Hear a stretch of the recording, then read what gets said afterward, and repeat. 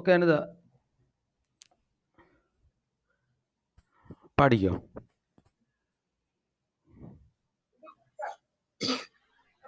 ഒരു മിനിറ്റ് ഇപ്പം സ്റ്റാർട്ട്. ഒരു മിനിറ്റ്, ഞാനത് സ്ക്രീനും കൂടെ ഒന്ന് ഷെയർ ചെയ്ത് കൊടുക്കാം.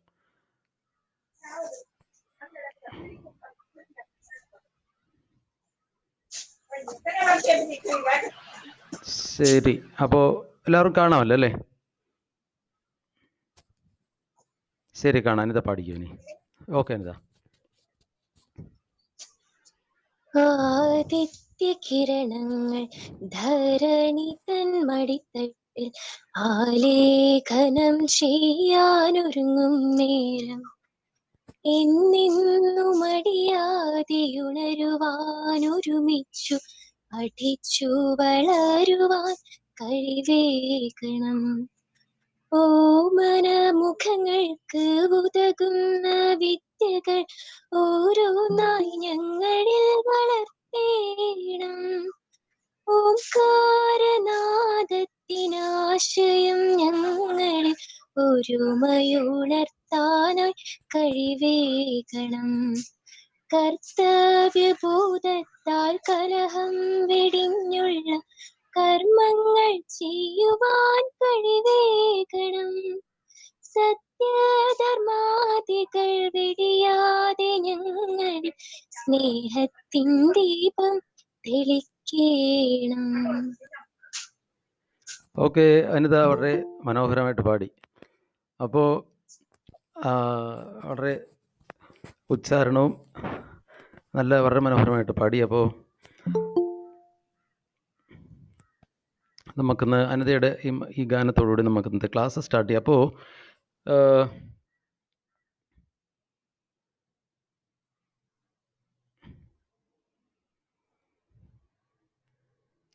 അപ്പോൾ ഇന്ന് ഞാൻ നിങ്ങൾക്ക് ഫോക്കസ് ഏരിയയുടെ നോട്ട്സ്, ബിസിനസ് സ്റ്റഡീസിൻ്റെ ഫോക്കസ് ഏരിയ മാത്രമുള്ള നാളത്തെ ബിസിനസ് സ്റ്റഡീസിൻ്റെ ടെസ്റ്റ് പേപ്പർ സീരീസിൽ നാളെ ഫസ്റ്റ് ദിവസം അല്ലേ? ടെസ്റ്റ് പേപ്പർ സീരീസ് 2 നാളെ ഫസ്റ്റ് ദിവസമാണ്. അപ്പോൾ ടെസ്റ്റ് പേപ്പർ സീരീസ് ഫസ്റ്റ്, അപ്പോൾ അതിൻ്റെ പേപ്പർ നിങ്ങൾ എഴുതിയ ഹാർഡ് കോപ്പി കുറച്ച് കുട്ടികൾ മാത്രം സ്കൂളിൽ എത്തിച്ചിട്ടുണ്ട്. അപ്പോൾ അത് ടീച്ചർ ഞങ്ങളുടെ കയ്യിൽ തന്നു. നിങ്ങൾ മൊബൈലിൽ അയച്ചു തന്നത് തിരുത്തി നിങ്ങൾക്ക് തരും, പക്ഷേ ഹാർഡ് കോപ്പി സ്കൂളിൽ നിങ്ങൾ കൊണ്ടുവരണം. അത് ഇനി എന്നാണോ ടീച്ചർ സ്കൂളിൽ ഉള്ള ദിവസം കൊണ്ടുവന്നാൽ മതി, എന്നും കൊണ്ടുവരണ്ട. ഓക്കെ, അപ്പോൾ കുറച്ച് കുട്ടികൾക്ക് ഞാൻ പേപ്പർ തിരുത്തി നൽകിയിട്ടുണ്ട്. ബാക്കിയുള്ളവരുടേത് തിരുത്തി നൽകാം, എത്രയും പെട്ടെന്ന് തന്നെ തിരുത്തി നൽകും.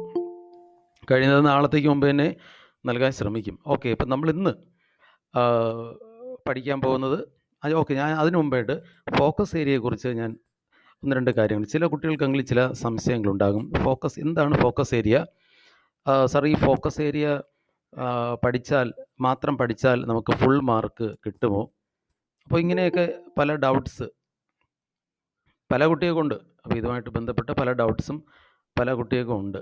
അപ്പോൾ അതിൻ്റെ ഒരു ക്ലാരിഫിക്കേഷൻ എന്ന് പറയുന്നത്, ഇപ്പോൾ ബിസിനസ് സ്റ്റഡീസിന് ഫോക്കസ് ഏരിയ തന്നിട്ടുണ്ട് അല്ലേ? ഇപ്പോൾ ഫസ്റ്റ് ചാപ്റ്റേഴ്സ് 1, 3, 4 അല്ലേ? ഈ 3 ചാപ്റ്ററും ബേസ് ചെയ്താണ് നമ്മൾ ടെസ്റ്റ് പേപ്പർ നടത്തിയത്. ടെസ്റ്റ് പേപ്പർ സീരീസിൽ 1ാമത്തെ ടെസ്റ്റ് പേപ്പറിൽ. അപ്പോൾ ഈ 3 യൂണിറ്റ് ഉൾപ്പെടുത്തിയാണ് നമ്മൾ നടത്തിയത്. അന്ന് നിങ്ങൾക്ക് ഞാൻ ഫോക്കസ് ഏരിയ നോട്ട്സ് അയച്ചു തന്നപ്പോൾ ഓരോ ചാപ്റ്ററിലും ചാപ്റ്ററിൻ്റെ പേരിന് താഴെ ആ ചാപ്റ്ററിലെ ഫോക്കസ് ഏരിയ ഏതൊക്കെയാണെന്ന് ഞാൻ നിങ്ങൾക്ക് ഇട്ടിട്ടാണ് അതിൻ്റെ ബേസിലുള്ള നോട്ട്സ് നിങ്ങൾക്ക് അയച്ചു തന്നത്. ഇപ്പോഴും അതുപോലെ തന്നെയാണ് അയച്ചു തന്നിരിക്കുന്നത്. അപ്പോൾ ഫോക്കസ് ഏരിയ മാത്രം, എല്ലാ വിഷയത്തിൻ്റെയും ഫോക്കസ് ഏരിയ മാത്രം നിങ്ങൾ പഠിച്ചാൽ നിങ്ങൾക്ക് ഫുൾ മാർക്ക് കിട്ടും. അതിനാണ് ഗവൺമെൻറ് ഫോക്കസ് ഏരിയ പറഞ്ഞിരിക്കുന്നത്. പക്ഷേ പരീക്ഷയ്ക്ക് ചോദിക്കുന്നത് ഫോക്കസ് ഏരിയ എന്ന് മാത്രമായിരിക്കില്ല. ഫോക്കസ് ഏരിയ എന്ന് പുറത്തുനിന്നും എന്ത് ചെയ്യും, പരീക്ഷയ്ക്ക് ചോദിക്കും. പക്ഷേ നിങ്ങൾക്ക് ഫുൾ മാർക്കിനുള്ള ക്വസ്റ്റ്യൻ ഫോക്കസ് ഏരിയ എന്ന് ചോദിക്കും. അപ്പോൾ നിങ്ങൾ ഇത്രയേ ഉള്ളൂ, നന്നായിട്ട് വളരെ വിശാലമായിട്ട് പഠിക്കാൻ പറ്റുമെന്നുള്ള കുട്ടികൾക്ക് ഫോക്കസ് ഏരിയയും പഠിക്കാം, ബാക്കിയും പഠിക്കാം, അത് നല്ല കാര്യം. പക്ഷേ നന്നായിട്ട് പഠിച്ച് എടുക്കാൻ ബുദ്ധിമുട്ട് അങ്ങനെയൊക്കെ ഫീൽ ചെയ്യുന്ന കുട്ടികളാണെങ്കിൽ ഫോക്കസ് ഏരിയ മാത്രം തറവായിട്ട് പഠിക്കുക, ഫുൾ മാർക്ക് കിട്ടും. ഓക്കെ, എന്ന് വെച്ച് കഴിഞ്ഞാൽ ഇപ്പോൾ സാധാരണ നമ്മളിപ്പോൾ പരീക്ഷയ്ക്ക് 80 മാർക്കിനാണ് അല്ലേ? ബിസിനസ് സ്റ്റഡീസ് മൊത്തം 100 മാർക്കിന് അതിൽ 20 മാർക്ക് CE മാർക്കാണ്. 80 നിങ്ങൾ റിട്ടൺ എക്സാമിന് എഴുതേണ്ടത് അല്ലേ? നിങ്ങൾ എഴുതി നിങ്ങൾക്ക് ലഭിക്കുന്ന മാർക്ക് എന്ന് പറയുന്നത് 80 മാർക്ക്. ബാക്കി 20 എന്ന് പറയുന്നത് നിങ്ങളുടെ CE മാർക്കാണ്. കണ്ടിന്യൂസ് ഇവാലുവേഷൻ്റെ മാർക്കാണ്. എന്ന് വെച്ച് കഴിഞ്ഞാൽ നിങ്ങൾ സ്കൂളിൽ ചെയ്യുന്ന പ്രവർത്തനങ്ങളിലൊക്കെ കൃത്യമായിട്ട് അറ്റൻഡ് ചെയ്യുന്നുണ്ടോ, പിന്നെ അതുപോലെ തന്നെ ക്ലാസ്സിൽ അറ്റൻഡ് ചെയ്യുന്നുണ്ടോ, അതുപോലെ മാർക്സ്, ഇങ്ങനെയുള്ള കാര്യങ്ങളൊക്കെ ബേസ് ചെയ്താണ് CE മാർക്ക് വരുന്നത്. അപ്പോൾ ഫോക്കസ് ഏരിയ, അപ്പോൾ എല്ലാ വിഷയത്തിനും ഫോക്കസ് ഏരിയ ഉണ്ട്. അപ്പോൾ സാധാരണ കഴിഞ്ഞ വർഷം വരെ അപ്പോൾ 80 മാർക്കിനാണ് എക്സാമെങ്കിൽ ഒരു 100 മാർക്കിന്, ഒരു 90 മാർക്കിന് 100 മാർക്കിനായിരിക്കും ക്വസ്റ്റ്യൻ ഉള്ളത് അല്ലേ? അപ്പോൾ എന്ന് വെച്ച് കഴിഞ്ഞാൽ അതുപോലെ തന്നെ ഫോക്കസ് ഏരിയ ഒന്നും കഴിഞ്ഞ വർഷം വരെ ഇല്ല. 11 ചാപ്റ്ററും നമ്മൾ കംപ്ലീറ്റും പഠിച്ചേ പറ്റുള്ളൂ. എവിടെ നിന്നാണ് ക്വസ്റ്റ്യൻ വരുന്നതെന്നൊന്നും നമുക്ക് അറിയാൻ പറ്റില്ല അല്ലേ? ഫുള്ള് പഠിച്ചാലേ നമുക്ക് ക്വസ്റ്റ്യൻസ് കിട്ടുകയുള്ളൂ. അത് അങ്ങനെയായിരുന്നു കൊറോണയ്ക്ക് മുമ്പ് വരെയുള്ള അവസ്ഥ അല്ലേ? പക്ഷേ ഇപ്പോൾ അങ്ങനെയല്ല. ഇപ്പോഴെന്ന് പറഞ്ഞാൽ അവർ കൃത്യമായിട്ടും ക്വസ്റ്റ്യൻ ചോദിക്കാൻ സാധ്യതയുള്ള മേഖലകൾ ഏതൊക്കെയാണെന്ന് അവർ വ്യക്തമായിട്ട് നമുക്ക് ഫോക്കസ് ഏരിയ എന്ന് പറഞ്ഞ് മുൻകൂട്ടി തന്നിട്ടുണ്ട്. അപ്പോൾ ഫോക്കസ് ഏരിയ എന്ന് വെച്ച് കഴിഞ്ഞാൽ ആ ഏരിയയിൽ നിന്നായിരിക്കും, ആ ഏരിയയിൽ നിന്ന് 100% ക്വസ്റ്റ്യൻസ് ഉണ്ടാകും. അപ്പോൾ ഇപ്പോൾ ഉദാഹരണത്തിന്, ഇപ്പോൾ ഈ സ്ക്രീനിൽ നിങ്ങളിപ്പോൾ കാണുന്നത് concept of e business, difference between E business and traditional business, concept of out sourcing. അപ്പോൾ ഈ ചാപ്റ്ററിൽ നിന്ന് ഈ 3 ഇതിൻ്റെ ഫോക്കസ് ഏരിയ എന്ന് പറയുന്നത്. അപ്പോൾ ഈ ചാപ്റ്ററിൽ ഈ 3 ചോദിക്കണമെന്നില്ല, പക്ഷേ ഈ 3 നിന്നും ചോദിക്കും. ഈ 3 നിന്നും എന്തായാലും ക്വസ്റ്റ്യൻ ഉണ്ടാകും, അതിൽ 100% ഉറപ്പാണ്. പക്ഷേ 3 ചോദിക്കില്ല. അപ്പോൾ ഈ കൊറോണ ഇങ്ങനെ ഒരു സ്കൂളിൽ നേരിട്ട് വിദ്യാർത്ഥികൾക്ക് വരാൻ സാധിക്കാത്ത ഒരവസ്ഥ ആയതുകൊണ്ടാണ് നിങ്ങൾക്കറിയാം, ഈ 5ാമത്തെ ചാപ്റ്ററിൽ ഒത്തിരി കാര്യങ്ങൾ നമുക്ക് അഡീഷണലായിട്ട് നിങ്ങളെ ഞാൻ പഠിപ്പിച്ചു അല്ലേ? ഇത്രയൊന്നും അല്ല ഞാൻ നിങ്ങളെ പഠിപ്പിച്ചത്. ഇതിന് പുറമേ ഒത്തിരി കാര്യങ്ങൾ നിങ്ങളെ ഞാൻ പഠിപ്പിച്ചതാണ്. നോട്ട്സ് തന്നിട്ടുണ്ട്, എല്ലാം തന്നിട്ടുണ്ട്. അപ്പോൾ നിങ്ങൾ ചെയ്യേണ്ടത്, ഇപ്പോൾ ബിസിനസ് സ്റ്റഡീസൊക്കെ എന്താണ്, ഇപ്പോൾ ഈ ഫോക്കസ് ഏരിയ മാത്രം പഠിച്ചാലും ഫുൾ മാർക്ക് കിട്ടും. എങ്കിലും നിങ്ങൾക്ക് അഡീഷണലൊക്കെ പഠിച്ചെടുക്കാൻ പറ്റുകയാണെങ്കിൽ അതും നല്ലതാണ്. കാരണം നിങ്ങൾക്ക് അഡ്വാൻസ്ഡ് ആയിട്ട് നിങ്ങളുടെ പഠനത്തിന് അത് ഉപയോഗം ചെയ്യും. ഫോക്കസ് ഏരിയ മാത്രം നമ്മൾ ഫോക്കസ് ചെയ്ത് കഴിഞ്ഞാൽ നമുക്ക് ഫുൾ മാർക്ക് കിട്ടും, അതിൽ വേറെ സംശയമൊന്നുമില്ല. ഓക്കെ. പിന്നെ അതുപോലെ തന്നെ എക്സാമിന് 80 മാർക്കിനാണ് എക്സാമെങ്കിലും അതിൻ്റെ ഇരട്ടി മാർക്കിനുള്ള ക്വസ്റ്റ്യൻസ് ഉണ്ടായിരിക്കും. 160 മാർക്കിനുള്ള ക്വസ്റ്റ്യൻസ് ഉണ്ടായിരിക്കും. ഇപ്പോൾ നിങ്ങൾക്ക് എല്ലാ വൺ വേർഡ് നിങ്ങൾക്ക് തെറ്റി, നോ പ്രോബ്ലം. കാര്യം എന്താണ്, 160 മാർക്കിനുള്ള ക്വസ്റ്റ്യൻസ് ഉണ്ട്. അതിൽ നിന്ന് നിങ്ങൾ എവിടെ നിന്നെങ്കിലുമൊക്കെ 80 മാർക്കിന് എഴുതി എടുത്താൽ മതി. ഇപ്പോൾ സെക്കൻഡ് ഇയറിൻ്റെ വാല്യുവേഷൻ കഴിഞ്ഞപ്പോൾ 152 മാർക്കുള്ള കുട്ടികളൊക്കെ ഉണ്ടായിരുന്നു. 152 മാർക്കുള്ള കുട്ടികൾ. അപ്പോൾ 152 മാർക്കെന്ന് വെച്ചാൽ മൊത്തം 80 മാർക്കിനാണ് അല്ലേ? അത്രയും സമയം കൊണ്ട് അവർ 152 മാർക്കിന് എഴുതി. പക്ഷേ അവർക്ക് എത്ര മാർക്കേ നമ്മൾ കൊടുക്കുകയുള്ളൂ? 80 മാർക്ക്. കാര്യം പരീക്ഷ എത്ര മാർക്കിനാണ്? 80 മാർക്കിനാണ് പരീക്ഷ. പക്ഷേ കുട്ടികൾ എന്ത് ചെയ്തു? അവർ ഫോക്കസ് ഏരിയയും പഠിച്ചു, അതിൻ്റെ പുറത്തുള്ളതും പഠിച്ചു അല്ലേ?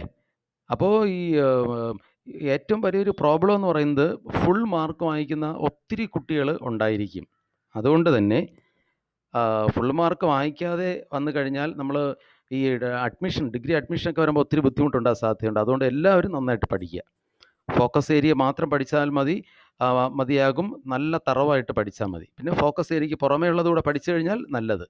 അത് നിങ്ങൾക്ക് പിന്നീട് ഉപയോഗം ചെയ്യും. ഓക്കെ. അപ്പം നമുക്ക് നാളത്തെ പരീക്ഷയ്ക്ക് കവർ ചെയ്യുന്നത് 5, 6, 7 3 അധ്യായങ്ങളാണ്. 3 അധ്യായങ്ങളിലെ ഫോക്കസ് ഏരിയ മാത്രമായിരിക്കും നാളത്തെ എക്സാമിൽ കവർ ചെയ്യുന്നത്. അപ്പോൾ ഈ 3 അധ്യായങ്ങളുടെയും ഫോക്കസ് ഏരിയ ബേസ് ചെയ്തിട്ടുള്ള കാര്യങ്ങൾ മാത്രമാണ് ഇന്നത്തെ ക്ലാസ്സിൽ വളരെ കുറച്ച് സമയം കൊണ്ട് കവർ ചെയ്യുന്നത്. അപ്പോൾ നമുക്കിനി 10ാമത്തെ അധ്യായത്തിൽ വളരെ കുറച്ച് കവർ ചെയ്യാറുണ്ട്, അത് നമ്മൾ അടുത്ത ക്ലാസ്സിൽ കവർ ചെയ്യും. അപ്പോൾ ഇന്നത്തെ ക്ലാസ്സുമായിട്ട് ബന്ധപ്പെട്ട് ഞാൻ നിങ്ങൾക്ക് അയച്ചു തന്ന ആ നോട്ട്സ് അല്ലേ, എന്തെങ്കിലും ഡൗട്ട്സ് ഉണ്ടെങ്കിൽ നിങ്ങൾക്ക് ഫോക്കസ് ഏരിയയുമായി ബന്ധപ്പെട്ട് എന്തെങ്കിലും ഡൗട്ട്സ് ഉണ്ടെങ്കിൽ നിങ്ങൾക്ക് ചോദിക്കാം. എന്തെങ്കിലും ഡൗട്ട്സ് ഉണ്ടെങ്കിൽ അത് നിങ്ങൾ മനസ്സിൽ സംശയം വെച്ചിട്ട് ഊഹിച്ച് അങ്ങനെയല്ല ഇങ്ങനെ ആയിരിക്കും എന്നൊരു വിലയിരുത്തൽ നിങ്ങൾ നടത്തേണ്ട. ഡൗട്ട്സ് ഉണ്ടെങ്കിൽ ചോദിക്കുക. ഫോക്കസ് ഏരിയ മാത്രം പഠിച്ചാലും ഫുൾ മാർക്ക് കിട്ടും, എല്ലാ വിഷയത്തിനും ഫുൾ മാർക്ക് കിട്ടും. എങ്കിലും ഫോക്കസ് ഏരിയയ്ക്ക് പുറത്തുള്ളതുകൂടെ പഠിച്ചു കഴിഞ്ഞാൽ നല്ലതാണ്, അത്രയേ ഉള്ളൂ. ഓക്കെ. 5ാമത്തെ അധ്യായത്തിൽ ഫോക്കസ് ഏരിയ എന്ന് പറയുന്നത് concept of e business. E business, electronic business എന്ന് പറയുന്ന ആശയം. എന്താണ് ഇ ബിസിനസ്? നമുക്കറിയാം, ഇലക്ട്രോണിക് ഉപകരണങ്ങളുടെ സഹായത്തോടു കൂടി അല്ലേ ബിസിനസ് ചെയ്യുന്നതിനെയാണ് നമ്മൾ ഈ ബിസിനസ് എന്ന് പറയുന്നത്. ഈ കോമേഴ്സ് എന്ന് വെച്ച് കഴിഞ്ഞാൽ ഇലക്ട്രോണിക് ഉപകരണങ്ങളുടെ അല്ലെങ്കിൽ ഇൻ്റർനെറ്റിൻ്റെ അല്ലേ, ഇലക്ട്രോണിക് ഉപകരണം എന്ന് ഉദ്ദേശിക്കുന്നത് ഇവിടെ ഇൻ്റർനെറ്റാണ് ഉദ്ദേശിക്കുന്നത് അല്ലേ. അപ്പോൾ ഈ ബിസിനസ് എന്ന് പറഞ്ഞാൽ ഇൻ്റർനെറ്റിൻ്റെ സഹായത്തോട് നടത്തുന്ന ബിസിനസ്സും, ഈ കോമേഴ്സ് ആണെങ്കിൽ ഇൻ്റർനെറ്റിൻ്റെ സഹായത്തോടു കൂടി അല്ലേ നടത്തുന്ന വാണിജ്യവും, വാങ്ങലുകൾ വിൽക്കലുകൾ അല്ലേ. ഓക്കെ, അപ്പോൾ ഈ ബിസിനസ് എന്ന് വെച്ചാൽ ഒരു വൈഡ് ആയിട്ടുള്ള ഒരു ടേമും, ഈ കോമേഴ്സ് എന്ന് വെച്ച് കഴിഞ്ഞാൽ ഒരു നാരോ ടേമുമാണ്. ഈ ബിസിനസ്സിനകത്ത് വരുന്നതാണ് ഈ കോമേഴ്സ്. ഓക്കെ, നോക്കാം. E business refers to carrying on business activities. E business എന്ന് വെച്ച് കഴിഞ്ഞാൽ ഇൻ്റർനെറ്റിൻ്റെ സഹായത്തോടുകൂടി ബിസിനസ് പ്രവർത്തനങ്ങൾ ചെയ്യുക. അപ്പോൾ ഈ ബിസിനസ് എന്ന് പറയുന്നതിൻ്റെ ഒരു നമ്മൾ എഴുതുമ്പോൾ ചുമ്മാ എന്തെങ്കിലും എഴുതണ്ട. നമ്മൾ ഇപ്പോഴത്തെ ടെസ്റ്റ് പേപ്പറിൽ, ഇപ്പോൾ കഴിഞ്ഞ ടെസ്റ്റ് പേപ്പറിൽ കുറച്ച് കുട്ടികളുടെയൊക്കെ പേപ്പർ ഞാൻ തിരുത്തി. അപ്പോൾ തിരുത്തിയപ്പോൾ നമ്മുടെ സാധാരണ നമ്മൾ യൂണിറ്റ് ടെസ്റ്റിലൊക്കെ വളരെ മികച്ച രീതിയിൽ അറ്റൻഡ് ചെയ്തുകൊണ്ടിരുന്ന ചില കുട്ടികൾക്കൊക്കെ ഇപ്പോൾ താൽക്കാലികമായിട്ടെങ്കിലും ഈ ടെസ്റ്റ് പേപ്പറിൽ അല്പം മാർക്ക് കുറഞ്ഞു. അപ്പോൾ അതെന്തുകൊണ്ടാണെന്ന് എനിക്ക് മനസ്സിലായില്ല. അപ്പം നേരത്തെ നമ്മൾ ഒരു ചിലപ്പോൾ ഇതിന് പഠിക്കാനുള്ള സമയം കിട്ടാത്തത് കൊണ്ടാണോ, പക്ഷേ അങ്ങനെയാണെങ്കിലും ഇതെല്ലാം നമ്മൾ ഈ ഓരോ ചാപ്റ്റർ വൈസ് നേരത്തെ ടെസ്റ്റ് പേപ്പർ നടത്തിയിട്ടുള്ളതാണ് അല്ലേ, നടത്തിയിട്ടുള്ളതാണ്. അപ്പോൾ അതെന്തുകൊണ്ടാണെന്ന് എനിക്കത് പിടികിട്ടിയില്ല. ചില കുട്ടികൾക്ക് സമയം തികയാത്തതുകൊണ്ടാണോ, അത് ഇനി ശ്രദ്ധിക്കേണ്ടതായിട്ടുണ്ട്. എല്ലാ കുട്ടികളും അത് പ്രത്യേകം ശ്രദ്ധിക്കുക. ടെസ്റ്റ് പേപ്പറിന് നന്നായിട്ട് പഠിച്ച്, ചിലപ്പോൾ ഓവർ കോൺഫിഡൻസും ആയിരിക്കും. എന്താണ്, ഒന്നും പഠിച്ചില്ലെങ്കിൽ എനിക്ക് എഴുതാൻ പറ്റും, ഞാൻ അത്ര നന്നായിട്ട് പ്രിപ്പയർഡ് ആണ് അല്ലേ എന്ന് ഒരു കോൺഫിഡൻസ് വെച്ചുകൊണ്ട് ഒന്നും നോക്കാതിരിക്കുക, അങ്ങനെയൊക്കെ സംഭവിക്കാം. Okay, e business refers to carrying on business activities with the help of internet. ഒറ്റ ടേമിൽ ഈ ബിസിനസ്സിൻ്റെ ഉത്തരം പറഞ്ഞാൽ ഇത്രയാണ് എൻ്റെ ഉത്തരം. Business activities comprise of. ഇപ്പോൾ ഇൻ്റർനെറ്റിൻ്റെ സഹായത്തോടുകൂടി ബിസിനസ് പ്രവർത്തനങ്ങൾ, ബിസിനസ് ആക്ടിവിറ്റീസ് ചെയ്യുക, അതിനാണ് ഈ ബിസിനസ് എന്ന് പറയുന്നത്. ഈ ബിസിനസ് ആക്ടിവിറ്റീസിൽ എന്തൊക്കെ വരും? ഇൻഡസ്ട്രി വരും, കോമേഴ്സ് വരും, ട്രേഡ് വരും അല്ലേ. ഈ 3 കാര്യങ്ങളും ബിസിനസ്സിലുണ്ട്. സോ അതുകൊണ്ട് ഈ ബിസിനസ് മീൻസ്, ഈ ബിസിനസ് എന്ന് പറയുന്നത് conduct of industry, trade and commerce activities through internet. ഇൻ്റർനെറ്റിൻ്റെ സഹായത്തോടുകൂടി industry, trade and commerce activities carry out ചെയ്യുക. These electronic business processes include. അപ്പോൾ ഈ ഇലക്ട്രോണിക് ഉപകരണങ്ങളുടെ സഹായത്തോടുകൂടി നടത്തുന്ന ഈ ബിസിനസ് പ്രക്രിയയിൽ എന്തൊക്കെ കാര്യങ്ങൾ വരും? ബൈയിങ് ആൻഡ് സെല്ലിംഗ് പ്രോഡക്ട്സ്, ഉൽപ്പന്നങ്ങൾ വാങ്ങുക, വിൽക്കുക. സെർവിങ് കസ്റ്റമേഴ്സ്, ഉപഭോക്താക്കൾക്ക് ആവശ്യമായിട്ടുള്ള സേവനങ്ങൾ നൽകുക. പ്രോസസ്സിംഗ് പേയ്മെൻറ്റ്സ്, പേയ്മെൻറ്റുകൾ ഓൺലൈൻ മുഖേന നൽകുക. മാനേജിങ് പ്രൊഡക്ഷൻ കൺട്രോൾ, ഉൽപ്പാദനപരമായിട്ടുള്ള കാര്യങ്ങൾ നിയന്ത്രിക്കുക. കൊളാബറേറ്റിംഗ് വിത്ത് ബിസിനസ് പാർട്ട്നേഴ്സ്, മറ്റ് ബിസിനസ് സ്ഥാപനങ്ങളുമായിട്ട് നമ്മൾ ഓൺലൈൻ മുഖേന എന്ത് ചെയ്യുക, യോജിച്ച് പ്രവർത്തിക്കുക. ഷെയറിങ് ഇൻഫർമേഷൻ, മറ്റുള്ളവർക്ക് വിവരങ്ങൾ കൈമാറുക. റിക്രൂട്ടിംഗ് എംപ്ലോയീസ്, ഓൺലൈൻ മുഖേന പരസ്യങ്ങളൊക്കെ കൊടുത്ത് ഓൺലൈൻ മുഖേന ഇൻ്റർവ്യൂ നടത്തി ആൾക്കാരെ റിക്രൂട്ട് ചെയ്യുക. ഈ കാര്യങ്ങളെല്ലാമാണ് ഈ ബിസിനസ്സിൽ വരുന്നത്. ഇനി എന്താണ് ഇ കോമേഴ്സ്? നമുക്കറിയാം, ഇ കോമേഴ്സ് എന്ന് പറഞ്ഞാൽ നമുക്കറിയാം commercial transactions conducted electronically on the internet. ഇൻ്റർനെറ്റിൻ്റെ സഹായത്തോടുകൂടി ഇലക്ട്രോണിക്കായിട്ട് അല്ലേ നടത്തുന്ന വാണിജ്യ ഇടപാടുകളെ, കൊമേഴ്സ്യൽ ട്രാൻസാക്ഷൻസിനെ നമ്മൾ ഇ കോമേഴ്സ് എന്ന് വിളിക്കും. It covers A firms interactions with its customers and suppliers over the internet. അപ്പോൾ ഇൻ്റർനെറ്റിലൂടെ കസ്റ്റമേഴ്സുമായിട്ടും സപ്ലയേഴ്സുമായിട്ടും ഒരു സ്ഥാപനം നടത്തുന്ന ഇടപാടുകളെല്ലാം ഇതിൽ വരും. It is only A part of e business. അപ്പോൾ ഈ ബിസിനസ്സിൻ്റെ ഒരു പാർട്ട് മാത്രമാണ് ഈ കോമേഴ്സ് എന്ന് പറയുന്നത്. അപ്പോൾ ഈ ബിസിനസ് എന്ന് വെച്ചാൽ അതൊരു വൈഡ് ആയിട്ടുള്ളൊരു കാര്യമാണ് അല്ലേ. അപ്പോൾ അതിൽ ഈ ബിസിനസ്സിൽ വരുന്ന ഒരു പാർട്ടാണ് ഈ കോമേഴ്സ് എന്ന് പറയുന്നത്. Okay, e business versus E commerce ഒരു comparison. Terms E business, E commerce and E business are used interchangeably. ഇവ ഒന്നിന് പകരം മറ്റൊന്ന്, ചിലപ്പോൾ ഈ കോമേഴ്സിന് വരെ ഈ ബിസിനസ് എന്നും പറയാറുണ്ട്, ഈ ബിസിനസ് ഈ കോമേഴ്സ് എന്നും ഇൻ്റർചേഞ്ചബിളായിട്ട് യൂസ് ചെയ്യാറുണ്ട്. പക്ഷേ ഈ രണ്ട് ടേംസും നമ്മളൊന്ന് വ്യക്തമായിട്ടൊന്ന് അനലൈസ് ചെയ്യുകയാണെങ്കിൽ ഇതിൻ്റെ മീനിങ് എന്ന് പറയുന്നത്, ആശയം എന്ന് പറയുന്നത് വ്യത്യസ്തമാണ്, ഡിസ്റ്റിങ്ക്റ്റ് ആണ്. അപ്പോൾ ഈ രണ്ട് നമുക്കങ്ങനെ ഇൻ്റർചേഞ്ചബിളായിട്ട് അങ്ങനെ എളുപ്പത്തിൽ യൂസ് ചെയ്യാൻ പറ്റില്ല. രണ്ടിനും അതിൻ്റേതായിട്ടുള്ള ആശയങ്ങളുണ്ട്, അർത്ഥമുണ്ട്.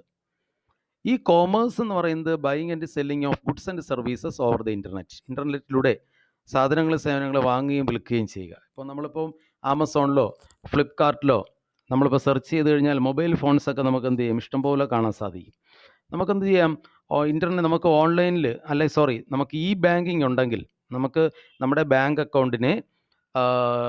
അക്കൗണ്ടിൽ ഇൻ്റർനെറ്റ് ആക്റ്റീവ് ആക്കിയിട്ടുണ്ടെങ്കിൽ, അല്ലെങ്കിൽ നമ്മുടെ മൊബൈൽ അല്ലേ മൊബൈൽ അക്കൗണ്ട് അല്ലെങ്കിൽ മൊബൈൽ ബാങ്കിങ് ആക്റ്റീവ് ആക്കിയിട്ടുണ്ടെങ്കിൽ, നമ്മുടെ ബാങ്ക് അക്കൗണ്ടിൽ മൊബൈൽ ബാങ്കിങ്ങോ ഇൻ്റർനെറ്റ് ബാങ്കിങ്ങോ ആക്റ്റീവ് ആക്കിയിട്ടുണ്ടെങ്കിൽ നമുക്കെന്ത് ചെയ്യാം, ഓൺലൈൻ മുഖേന സാധനങ്ങൾ വാങ്ങിക്കാം.